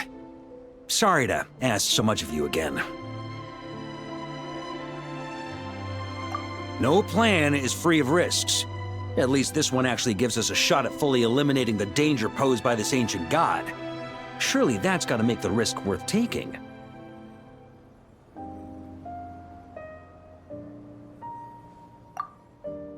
If I fail, Anselm and Albedo can take the reins. Not to mention we still have Jean in Mondstadt.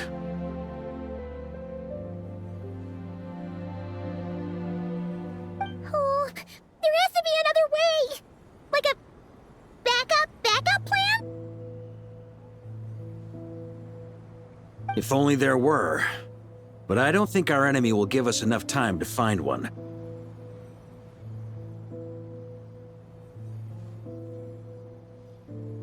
Hey! Are you guys done here yet? Ah, Yehoda! Yes, we've successfully retrieved the Wolf Spirit fragment here. Any progress with Fragment 3?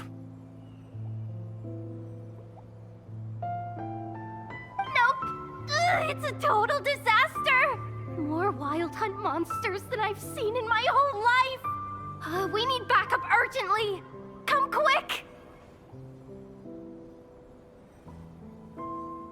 Come on, we're out of time. You'll just have to trust me on this one.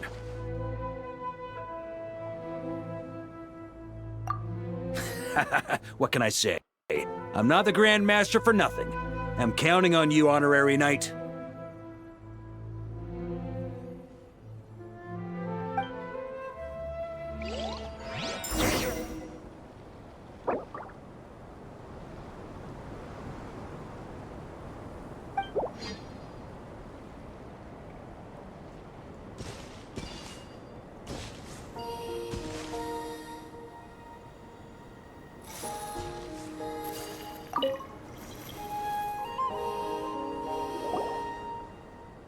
Fill me in. What's the situation?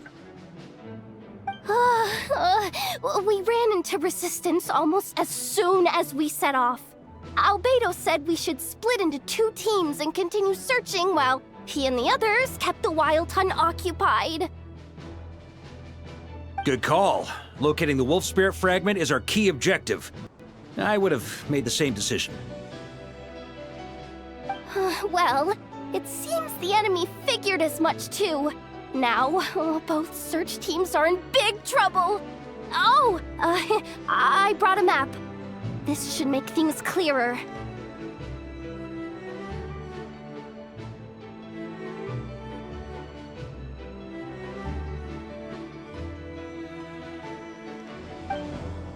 Before we ran into trouble, this is the search area we decided on. The 2 teams are holed up here and here. They should have a clear idea of the fragment's location by now. But the Wild Hunt is stopping them from relaying messages back, right? Do we have any more troops available to provide backup? We can't spare troops from any of the fronts right now. That just leaves us with, The logistics company is standing by. Hanefa! Designated drop point reached. Initiating situation report. The logistics company was assisting Aino with the production of the strategic reserve, but after learning of the situation on the front line, they requested to be dispatched immediately. They are currently nearby awaiting orders. Amazing. Just in the nick of time. Hey, seeing as you can fly and all, shouldn't you be the one out here delivering messages? I regret to say that without the workshop's catapult, and with my short-distance propulsion module on cooldown, I will only be able to return to the battlefield after another 5 minutes. Please, keep up the good work, Yehoda. The logistics company has very limited provisions, only enough for a single battle. Which team should they support? Both. Once one team has been rescued, the remaining forces will be free to support the other. We'll move out immediately. Yehoda, keep up the good work with the comms. Sure thing. Leave it to me.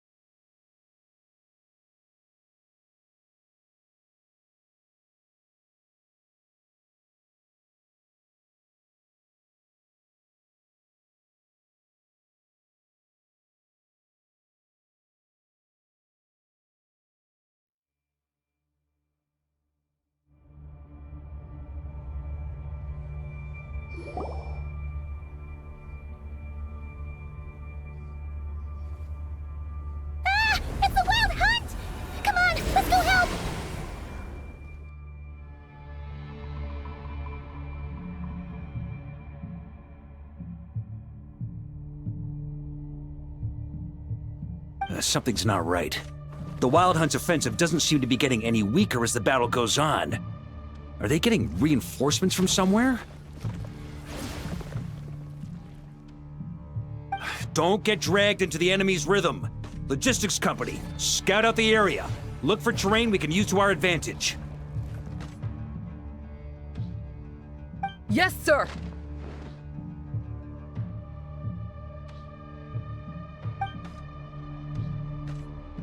Reporting in, sir. We've identified viable sites for deploying explosives. Good. Wait for my signal.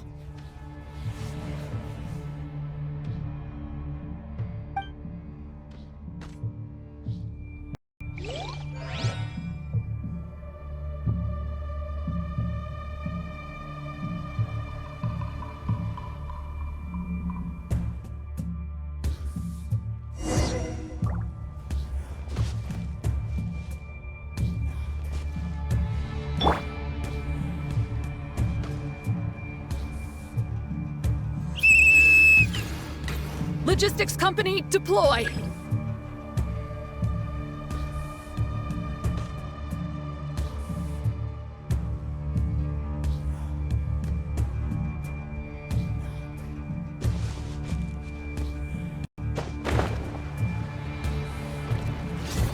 Grandmaster!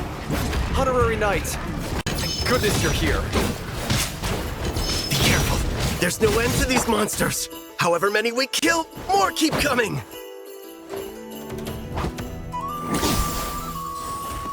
Just as I thought. Well, they're about to get a shock to the system. We'll wipe them out faster than they can replenish their numbers. We just have to hold on until the logistics company is ready.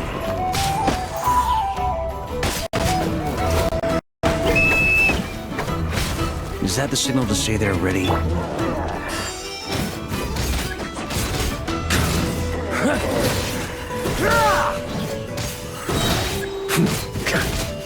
On me!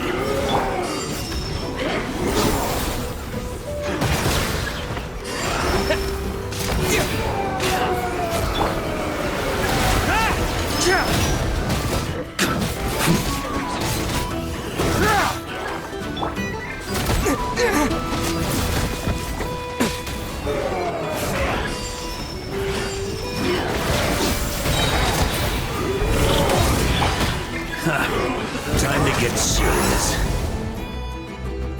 Maria sweeping in! Burn!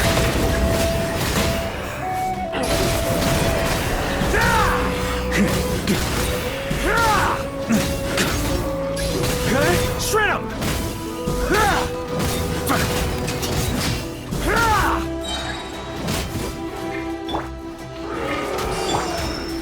Here. Try to keep up! On me. It's showtime! Fall back! Yes, sir.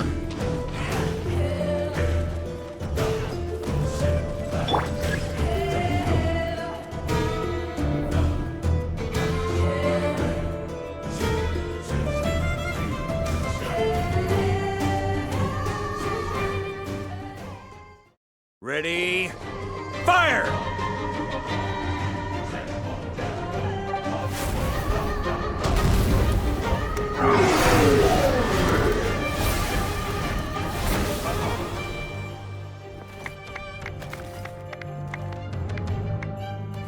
The enemy has sustained heavy casualties.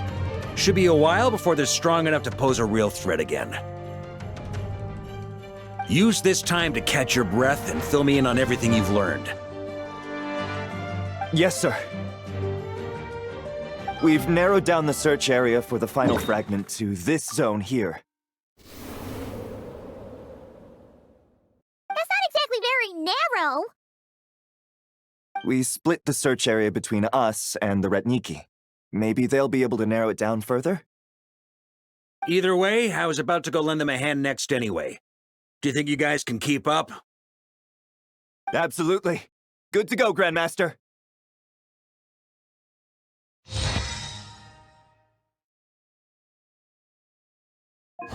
We've run right through our supplies.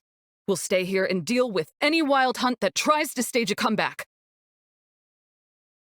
Now that they've lost their numerical advantage, they're no match for us. Focus on supporting the other team.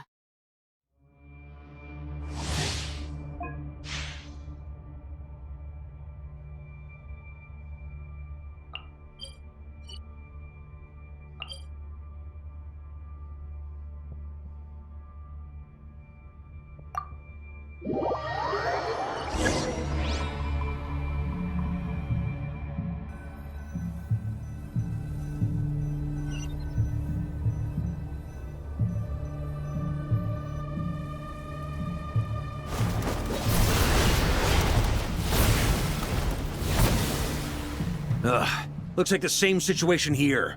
They just keep coming, wave after wave. Reinforcements. Hey, you keep them busy while we work on getting rid of this god-awful mist. Understood. Everyone got that? It's up to us to hold them off. Yes, sir!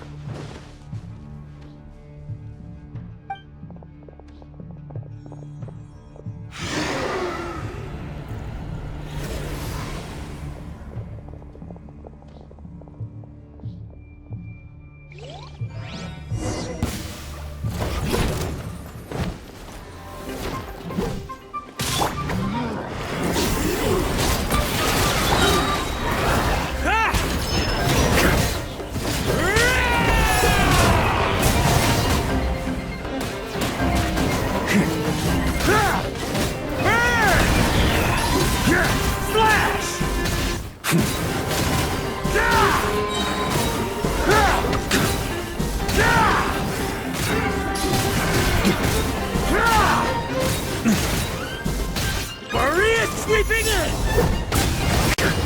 Try to keep up!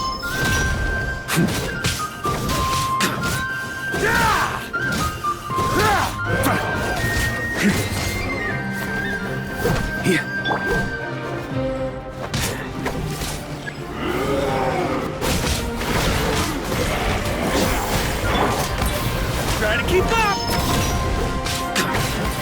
That's gonna leave a scar.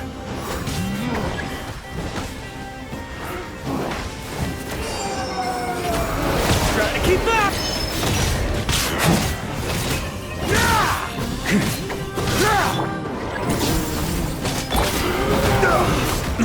On me.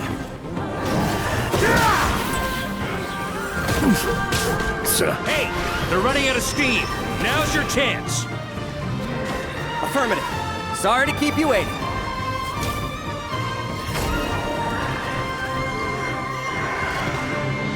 That's their source. It was hidden in the mist. If we destroy that, the Wild Hunt won't be able to summon any more reinforcements.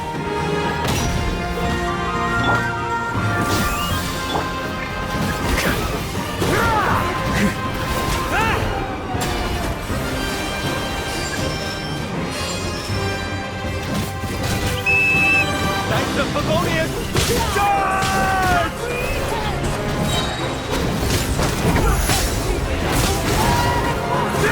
That's gonna leave a scar.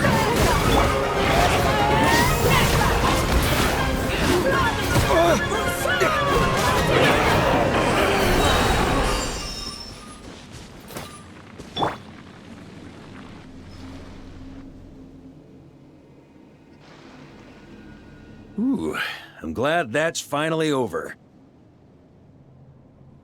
Brave knights, on behalf of the Lightkeepers, I thank you for your assistance. There's no need to be so formal. When it comes to the Abyss, we're all in this together. Now, please tell me everything you've learned. Very well. We've narrowed down the search area for the final fragment to this zone here. Yes! Now it feels like we're finally closing in on our target! I'll say. We're sure to face fierce resistance from the Wild Hunt, though. Is everyone willing to keep fighting with us? It would be our pleasure, Mr. Varka. Much obliged. All right, the target is just up ahead. Move out!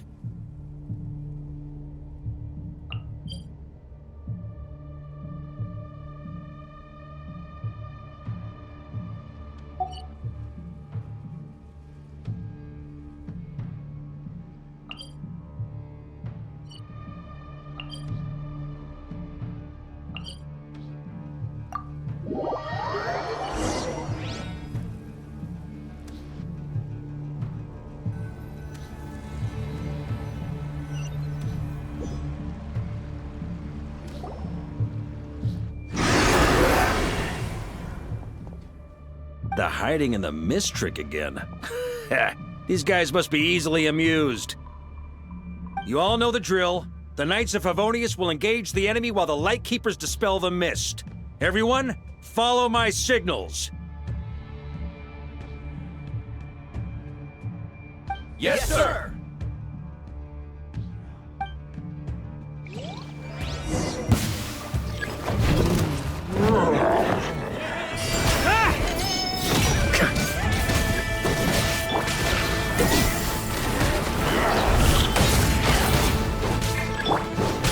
Try to keep up!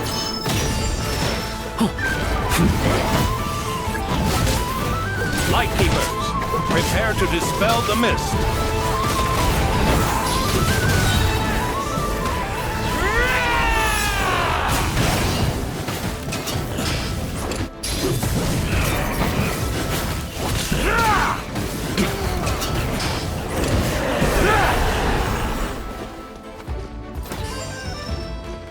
On me.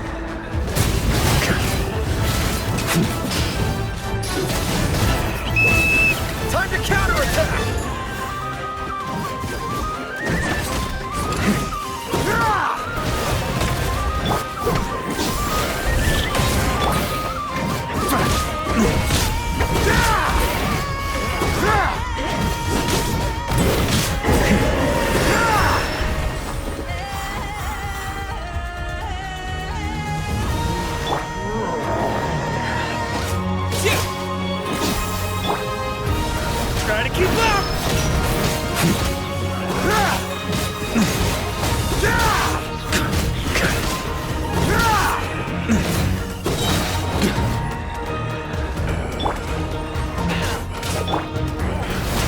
up!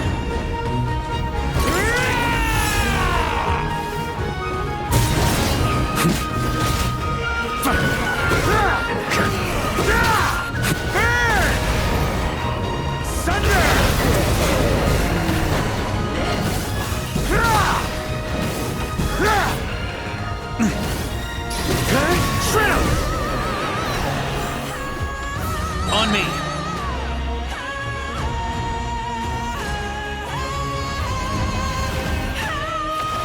Ugh! This wild hunt doesn't know when to give up.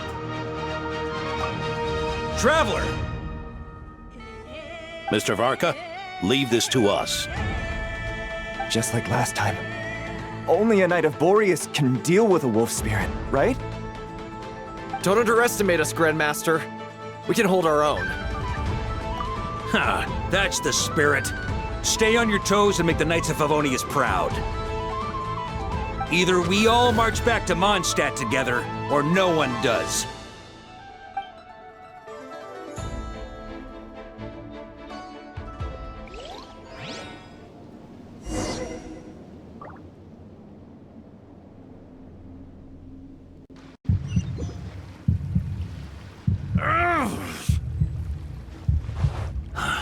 The final fragment is right there.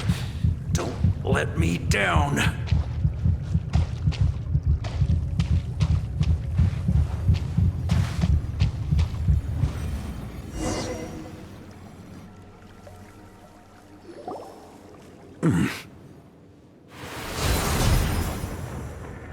It seems you have collected them all, Knight of Boreas. Yeah, and with no corrupted fragments or ambushes along the way. I have to commend your chivalry, Sir Roland. A true knight does not resort to underhanded tactics.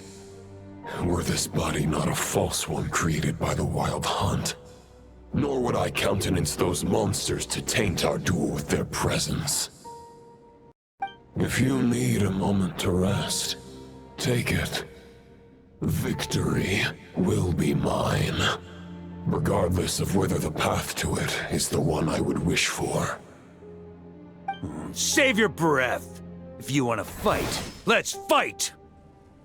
As you wish. Then let us settle our unfinished duel, here and now. Is everyone all right?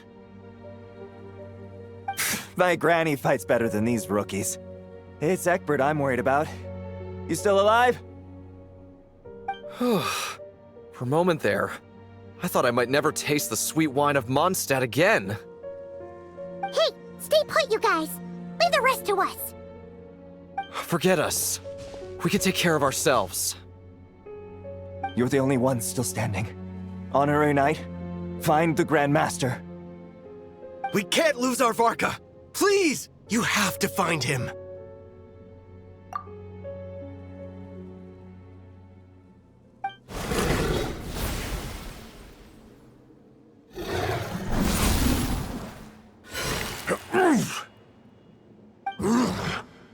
You're holding back, Knight of Boreas. I can tell you do not wish to strike me down. This duel does no justice to the way of chivalry. I wield the power of a god, while you dare not swing your sword with true intent. If you continue on this path, you will die. Your plan is doomed to fail. How can a helpless lamb hope to tame the heart of a wolf, when the wolf has seen through the lamb's plan? Ha ha ha! You're on to me already, huh? Andrias's question, Boreas's answer, the means to bear a soul. I knew it all 500 years ago. Though the false path may be wide and welcoming, only destruction lies at its end. It is time to crush your futile hope!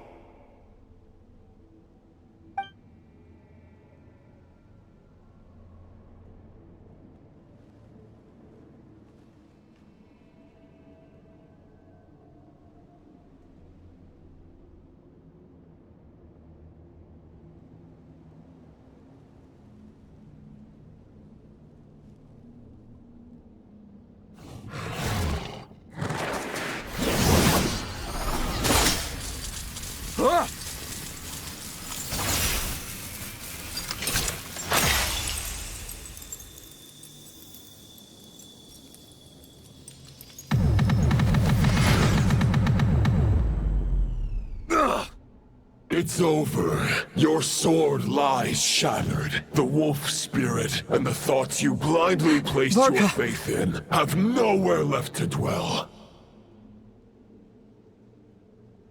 Join me and pledge your allegiance to the Abyss, Knight of Boreas. One day you will understand that the only righteous path for those of true virtue is the path of darkest truths. For the next part, it's over to you. Outlander who caught the wind.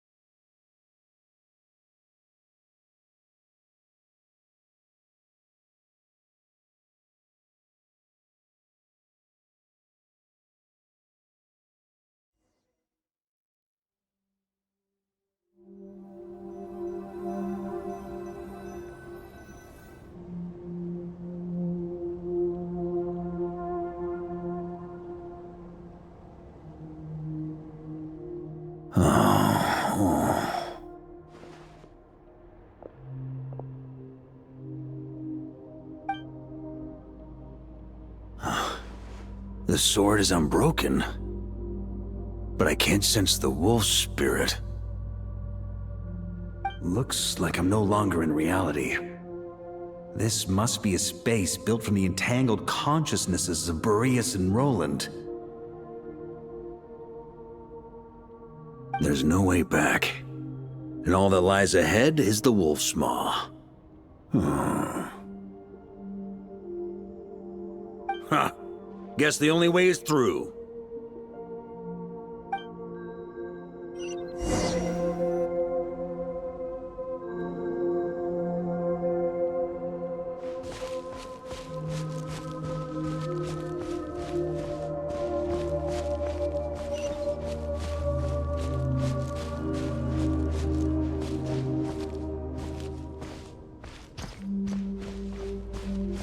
A Favonius sword?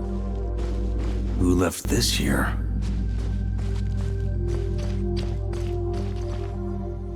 Lonely warrior, take me to see him.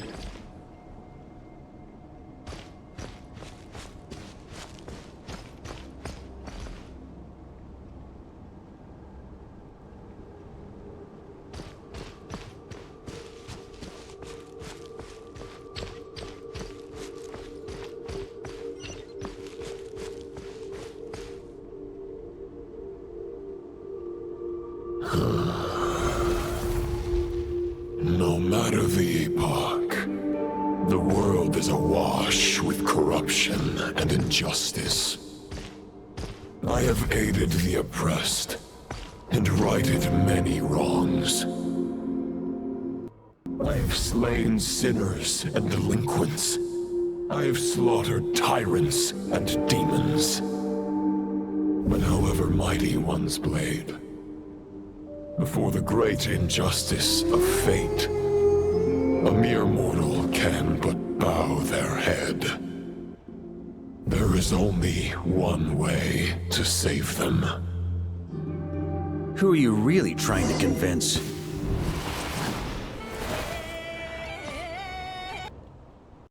Stormwind!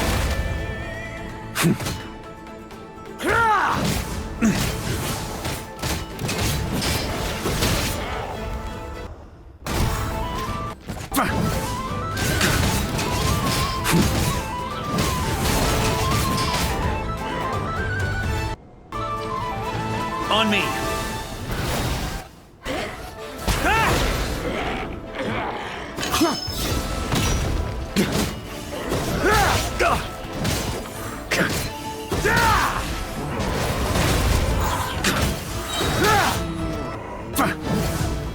Maria sweeping in!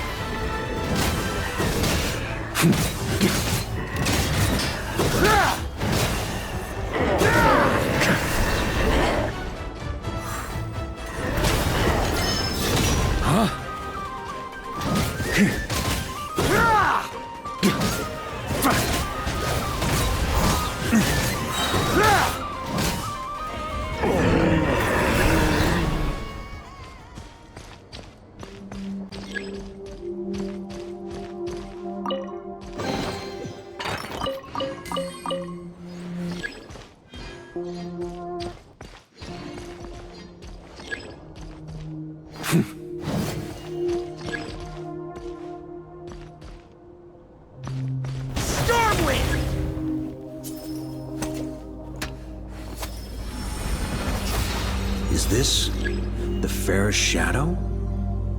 It doesn't look like an imitation. The title of Boreas must find an heir.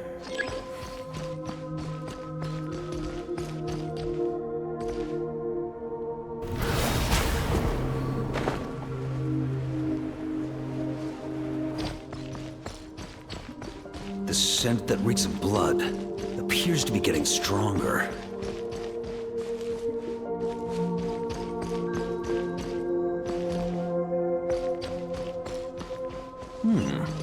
Looks like I can just jump right over these obstacles.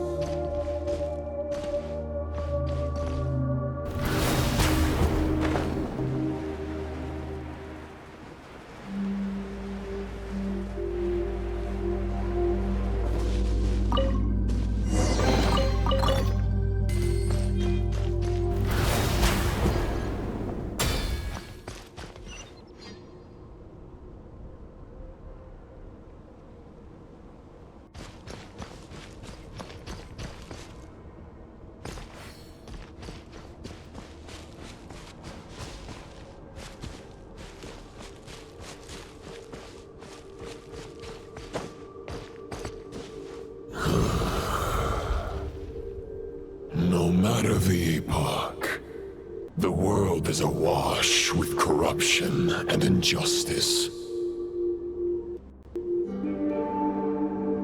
Even the most fearless hero cannot fight what fate has ordained. And even the holiest god cannot escape the shackles that bind them. Lupus Boreas, if you still harbor love for humanity, then you must surely know. There has only ever been one way to save them from injustice. Surrender to the abyss. Malicious lies!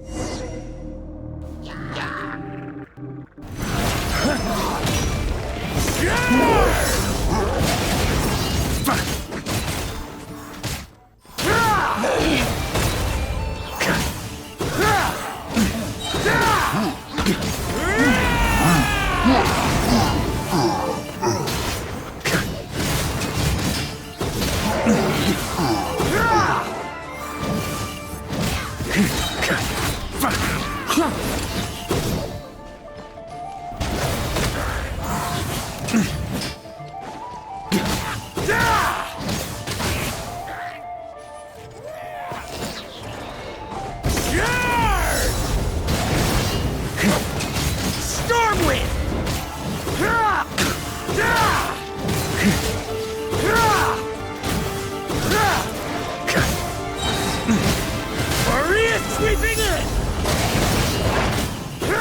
Stormwind!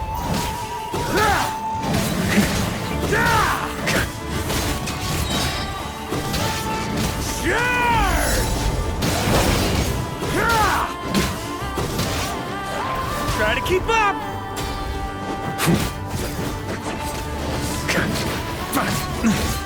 Stormwind!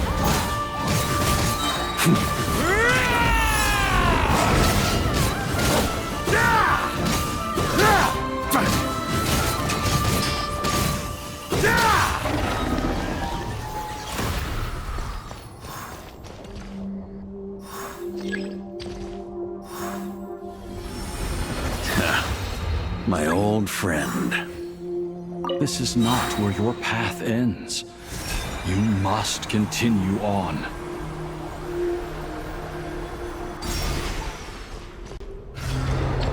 This wind feels less than welcoming. I'd better take shelter.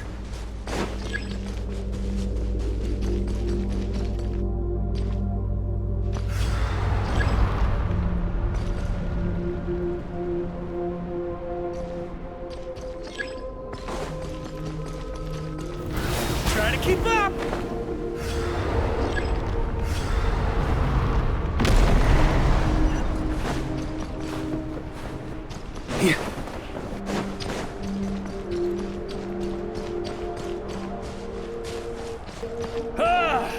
I can't hide from it! You must deliver it.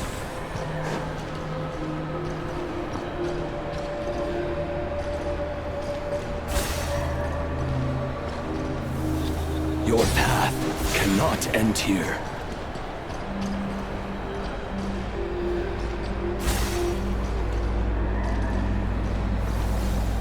Draw near to the heart of the wolf.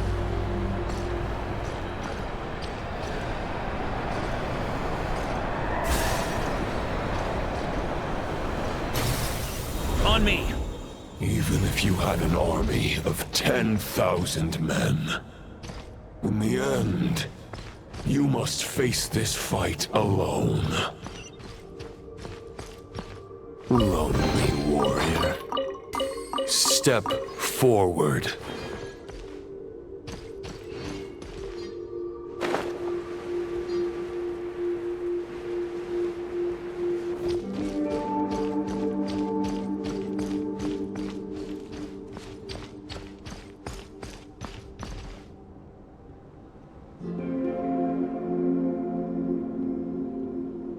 Is this the heart of the wolf?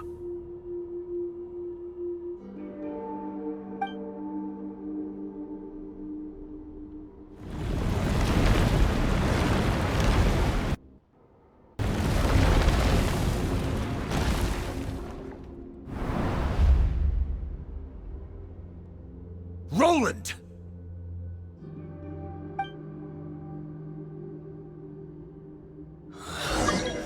After countless bloody battles, trials, tribulations, and hardships, I, with my mortal flesh and blade, attained power to rival that of the gods. But you know better than I that a mortal's prime is fleeting. In 5 years, maybe 10, age will snatch your strength. The power you take such pride in will fade to naught, disappearing like dust in the wind. Your fame will be as fleeting as firewood beneath the starry sky, lit at dusk, dead by dawn, utterly insignificant. Oh yeah? Be that as it may, the fires that burn down here blaze more brilliantly than the light of 1,000 stars.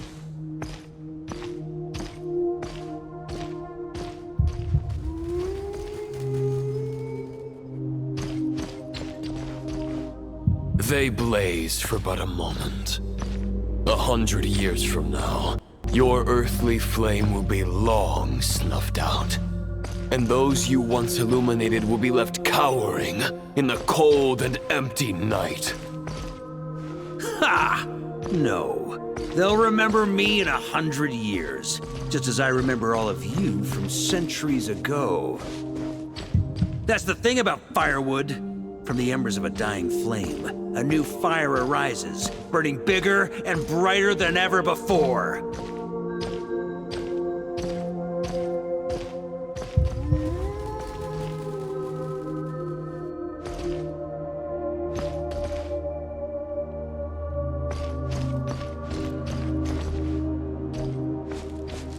A knight's duty is to save others, not demand things from them. How can one call themselves a knight while placing their hopes in generations to come? Well, as long as I put an end to you here and now, I won't need to rely on anyone else. Now, show yourself, Roland! Put an end to me? Your body and mind are already at the limit of what they can bear. It is only a matter of time before they yield and crumble. But if this is your final request...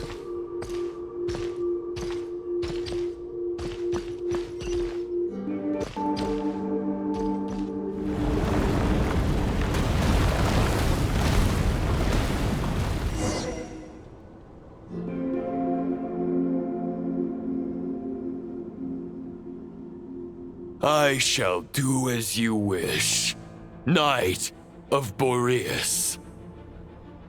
Huh. You're not quite how I imagined you. You don't seem half as crazed as the memories contained in the wolf spirit. Not once have I strayed from the righteous path. But when I look at you, I do not see a hero capable of slaying dragons. Just a lost soul who has wandered far too long. A shadow of the knight you once were.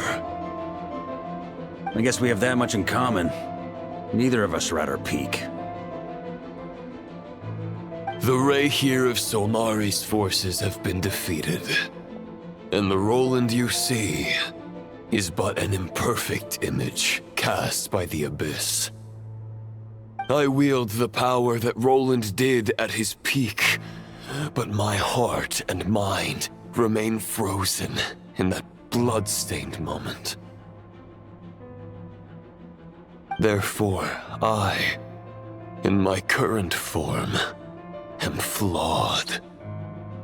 A knight cannot bear their own stagnation. After redeeming you from injustice and guiding your surrender to the Abyss, I shall rectify myself and continue to follow the knightly path. Huh. The world out there can bear no more of your torment. Your obsession, clearly, remains exactly as I had imagined. I suppose there's no chance to make you see the light. No words can make a knight doubt his convictions, no matter how noble they may sound. Neither of us will sway the other, but you have long known this truth. Otherwise, why would you pin all your hopes on Boreas' single thought? But now the blade that once housed the wolf spirit has been shattered, and all you hold is a phantom that bears its form. You no longer have the means to change the situation, and no one will come to your rescue. This place shall be your graveyard, lonely warrior. Huh. Maybe you're partly right. But I think I might just have a shot at a rescue.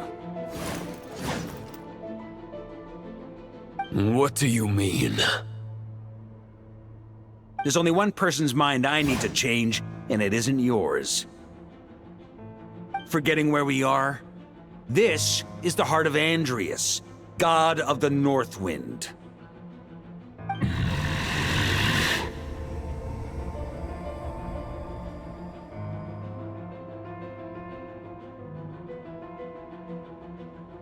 Andrias! Can you hear me? Wake up! You are the great god of the North Wind! How long will you allow yourself to suffer the domination of the Abyss?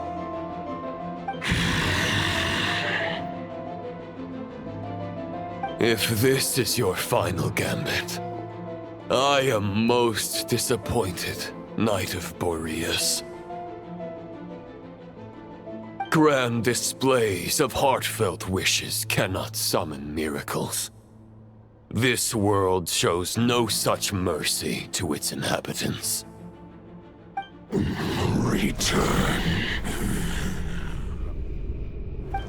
Return to the ley lines.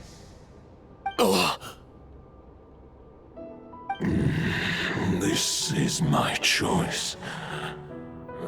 My memory. Is this the answer that I found at my journey's end? Andrias, at long last, I have delivered your token back into your heart.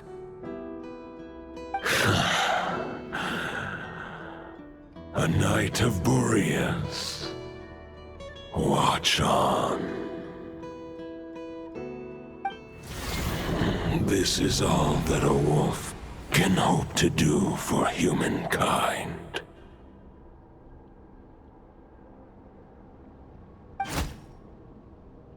On behalf of all humanity, I thank you, Lord of Wolves. Boreas is returning to the ley lines. But why? Your sword is broken. You no longer have the means to bear his soul. Unless... Surely not. Begging for miracles is a futile endeavor. I know better than that. But a sword is just one kind of vessel. There are other ways to store a soul.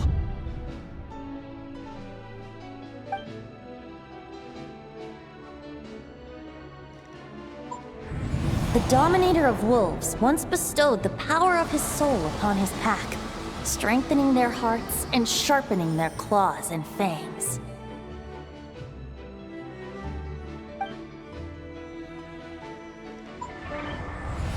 Even if it is not my intention, the soul of Lupus Boreas will inevitably ravage, devour, and assimilate a mortal heart.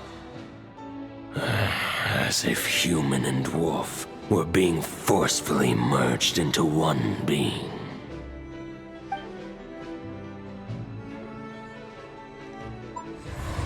If a mortal heart is to bear the soul of a god, this is a path that cannot be retraced. Yet, I shall not dissuade a knight from embarking on the quest of his own choosing. Your heart, your soul, they are collapsing. Now I see. You were wondering how a lamb could tame the heart of a wolf, isn't that right? Here's my answer. You get the wolf to swallow the heart. The wolf spirit within the sword was merely a decoy. The true thoughts and memories were carried within your heart. To avoid arousing my suspicion, you deliberately allow Lupus Boreas' soul to assimilate your own, then be devoured by me. But how did you have the strength to fight while bearing such a great burden? Compared to Lupus Boreas' decision, my sacrifice is nothing. You have a stubborn will, and employed an exceptional strategy. But this is not the way a true knight fights. The choice you have made is a flawed one. Your soul is now merged with that of Andreas. When he fully joins the ley lines, you too will fall. Neither Barbados nor the Traveler will be able to anchor your soul from within the ley lines, let alone rescue you. You have lost, and so have I. Regrettably, I can no longer offer you salvation.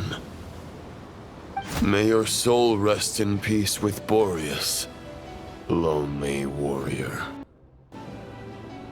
Haha! Lonely? Sorry to disappoint you, but as much as it sounded like the perfect ending for both of us to return to the ley lines together, the fact is that, unlike the true Roland of the past, I still have fine wine and good friends to get back to. They're looking forward to my triumphant return. I'm not ready to accept my fate just yet.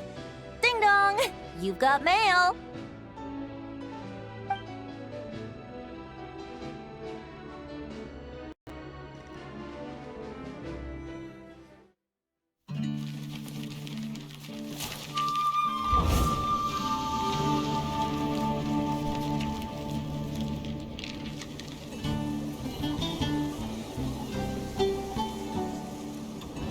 Until I return, I leave them in your care. The Knights of Favonius will always welcome you.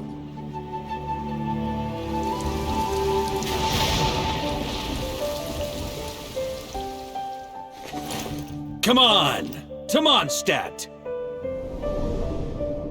Dear Grandmaster. To Varka. To Varka. Family. No pig call.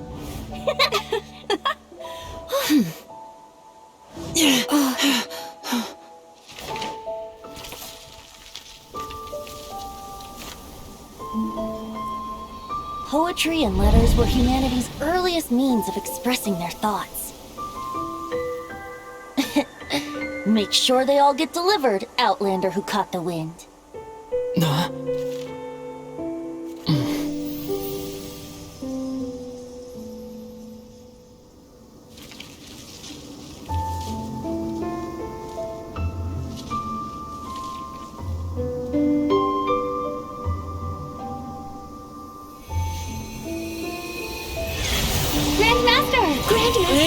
Grandmaster. Master. Varka. Varka. Go Varka! Hey, Tarantula! For Varka.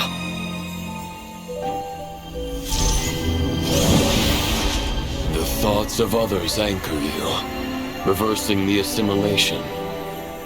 Using your connections, relying on outside help. This is not the way of a knight. The Abyss can sustain me no longer. But now, countless souls who died unjustly will emerge to prevent your return. If you believe in your path, then grant them release. Carve your way out through bloodshed. Varka, mightiest knight of Boreas.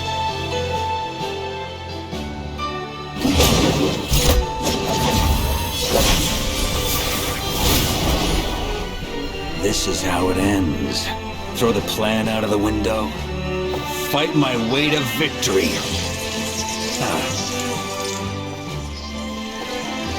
Well, that suits me just fine!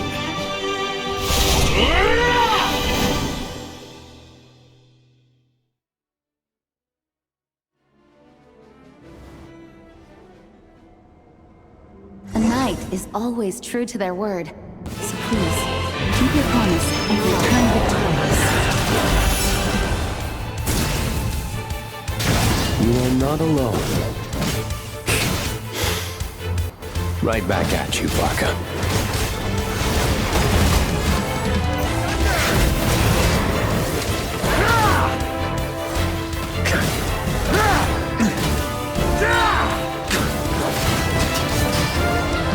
On me! Flash! I can't fall here!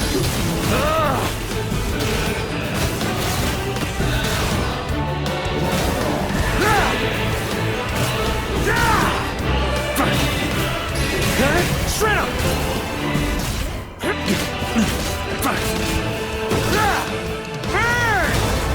A worthy adversary.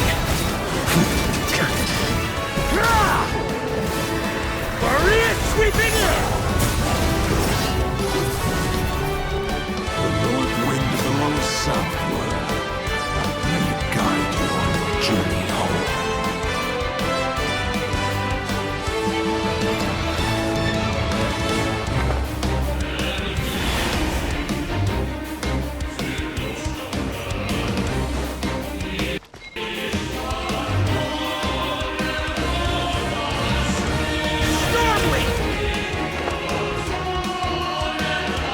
Leave it all to me!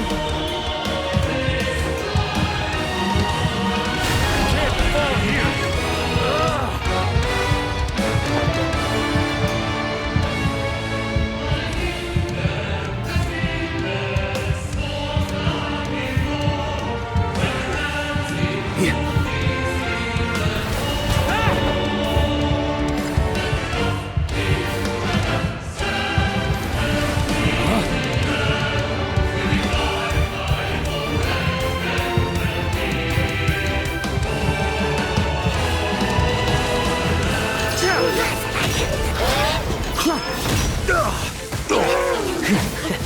There's an ice-cold drink with your name on it.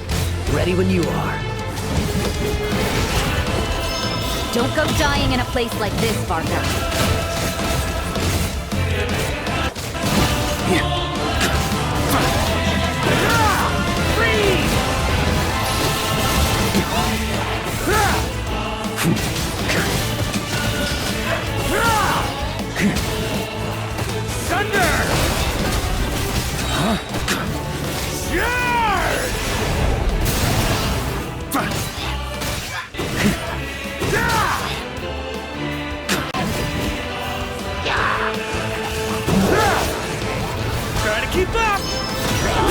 On me!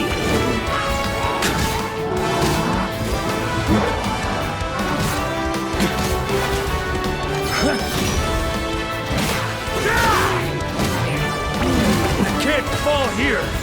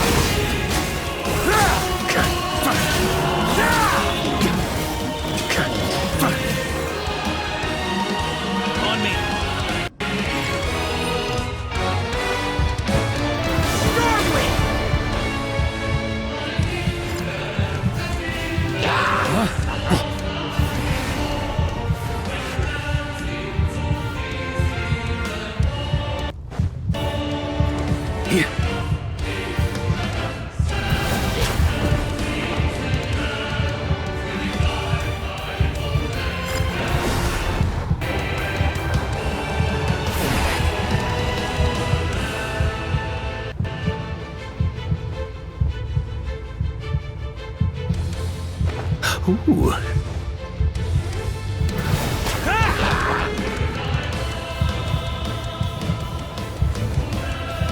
Fly home to us, Grandmaster!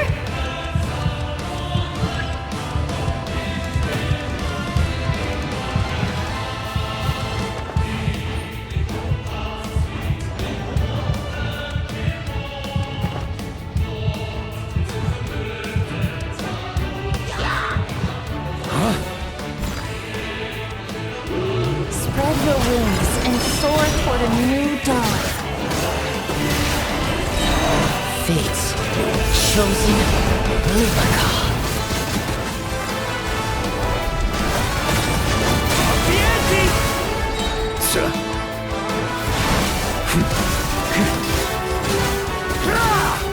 Off the ante! Maria sweeping in!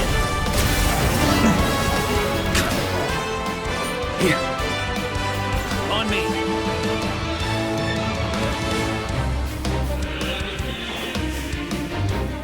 One final battle!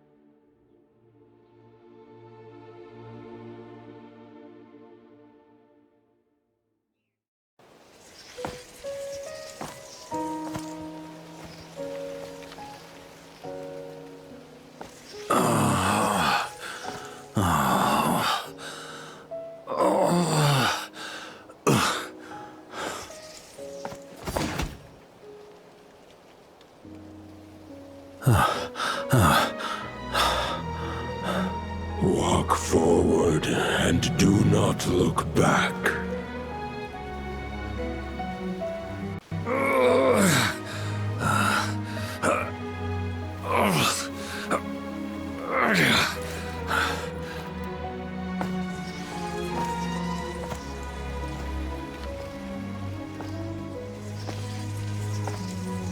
Varka, now I know the meaning of my name. After the lengths you've made everyone go for you, you'd better make sure to thank us all properly when you get back. You know, I have a lot of things to update you on, but they can wait until you're back. I have no intention of returning to the Knights of Favonius, but I trust you will find a way to manage on your own.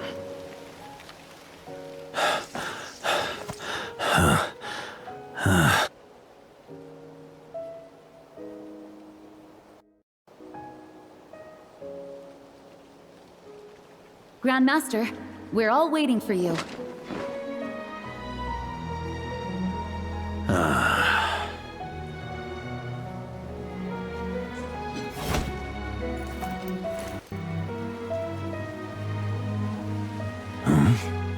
Oh.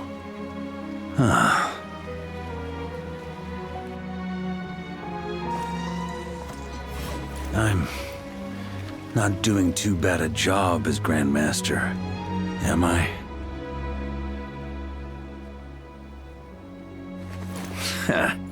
I'll take that silence as your approval.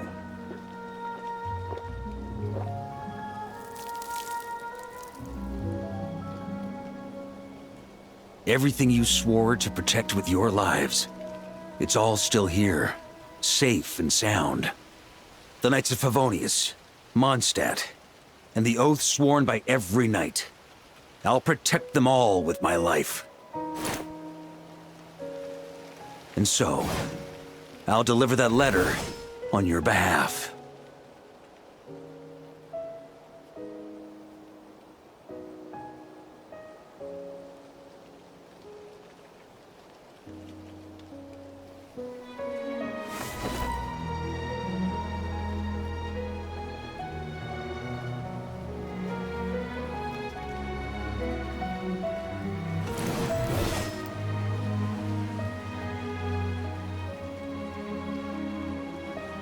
I know it's just a shadow of the real Roland, but if you have the time, could you please read it for him? Rostam and Arundelen, they never forgot you.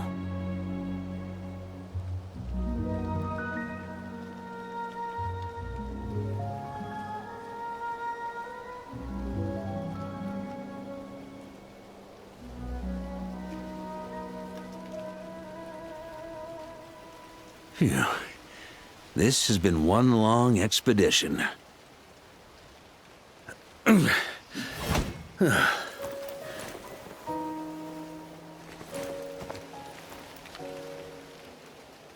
From here on out, I think I'll let the wind lead.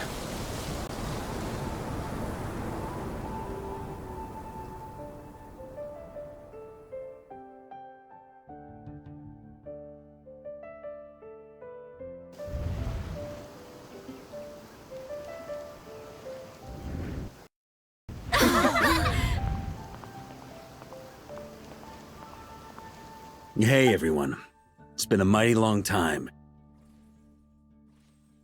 I'm thrilled to see you all again.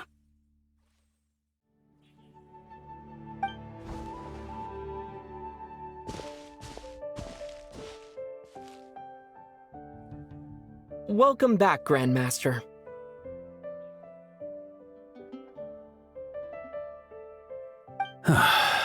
Yeah, I'm home.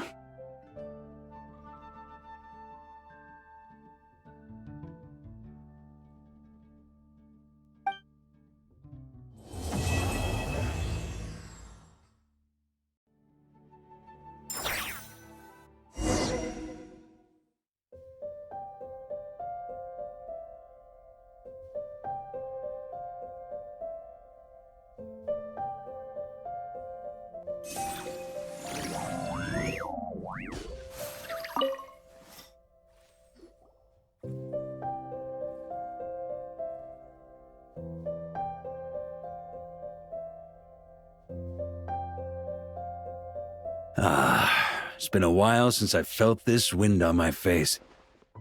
Just how I remember. So, is there anything you'd like to talk about? Now's your chance before I get dragged off to the office. This sword was just a decoy. I carried his soul in my own heart. That was the plan I was most certain would work. The second half, though, using everyone's thoughts to guide me back out of the ley lines, I wasn't too sure that would work out. All jokes aside, what would you have done if the Traveler hadn't been able to separate the wolf spirit from Roland's influence? Initially, I was planning to have Barbatos carry out that step. But when I approached him about it, he said there was a much more suitable candidate. The Outlander who caught the wind. Turns out our trust was not misplaced. Thank you.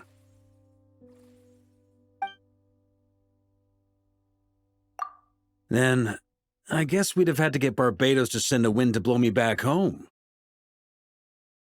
But it would have come at a heavy price, and with no guarantee of success. Besides, I'd rather not have him expend that kind of power.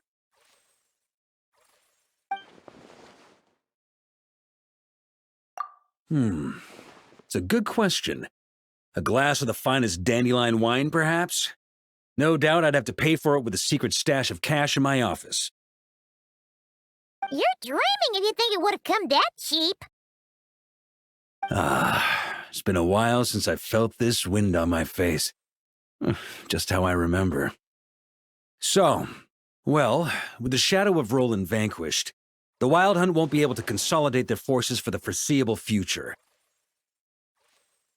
A few knights will remain on rotation at the Nodcry stronghold, but everyone else will be sent home in waves. Albedo and Durin will come back with the first wave, so you should have the chance to see them again soon. It's been a while since I felt this wind on my face. Just my future. You may already have learned of this from Barbatos or the Hexen Circle, but I glimpsed a reflection of the future in Barbarloth's scryglass. Correct. Although as things stand now, I believe we may have changed the course of the future, thanks in no small part to you. Still, after I've tied up some loose ends with the Knights of Favonius, I'll need to make another trip back north. There's still a lot of work to be done at the Nodcry stronghold. Besides, the first group of knights who volunteered to stay there have yet to be relieved of their duty. How could I simply abandon them? How noble. But be honest, your main reason for going back to Nodcry is so you can dump all your work here on Gene again, isn't it? Wait, seriously?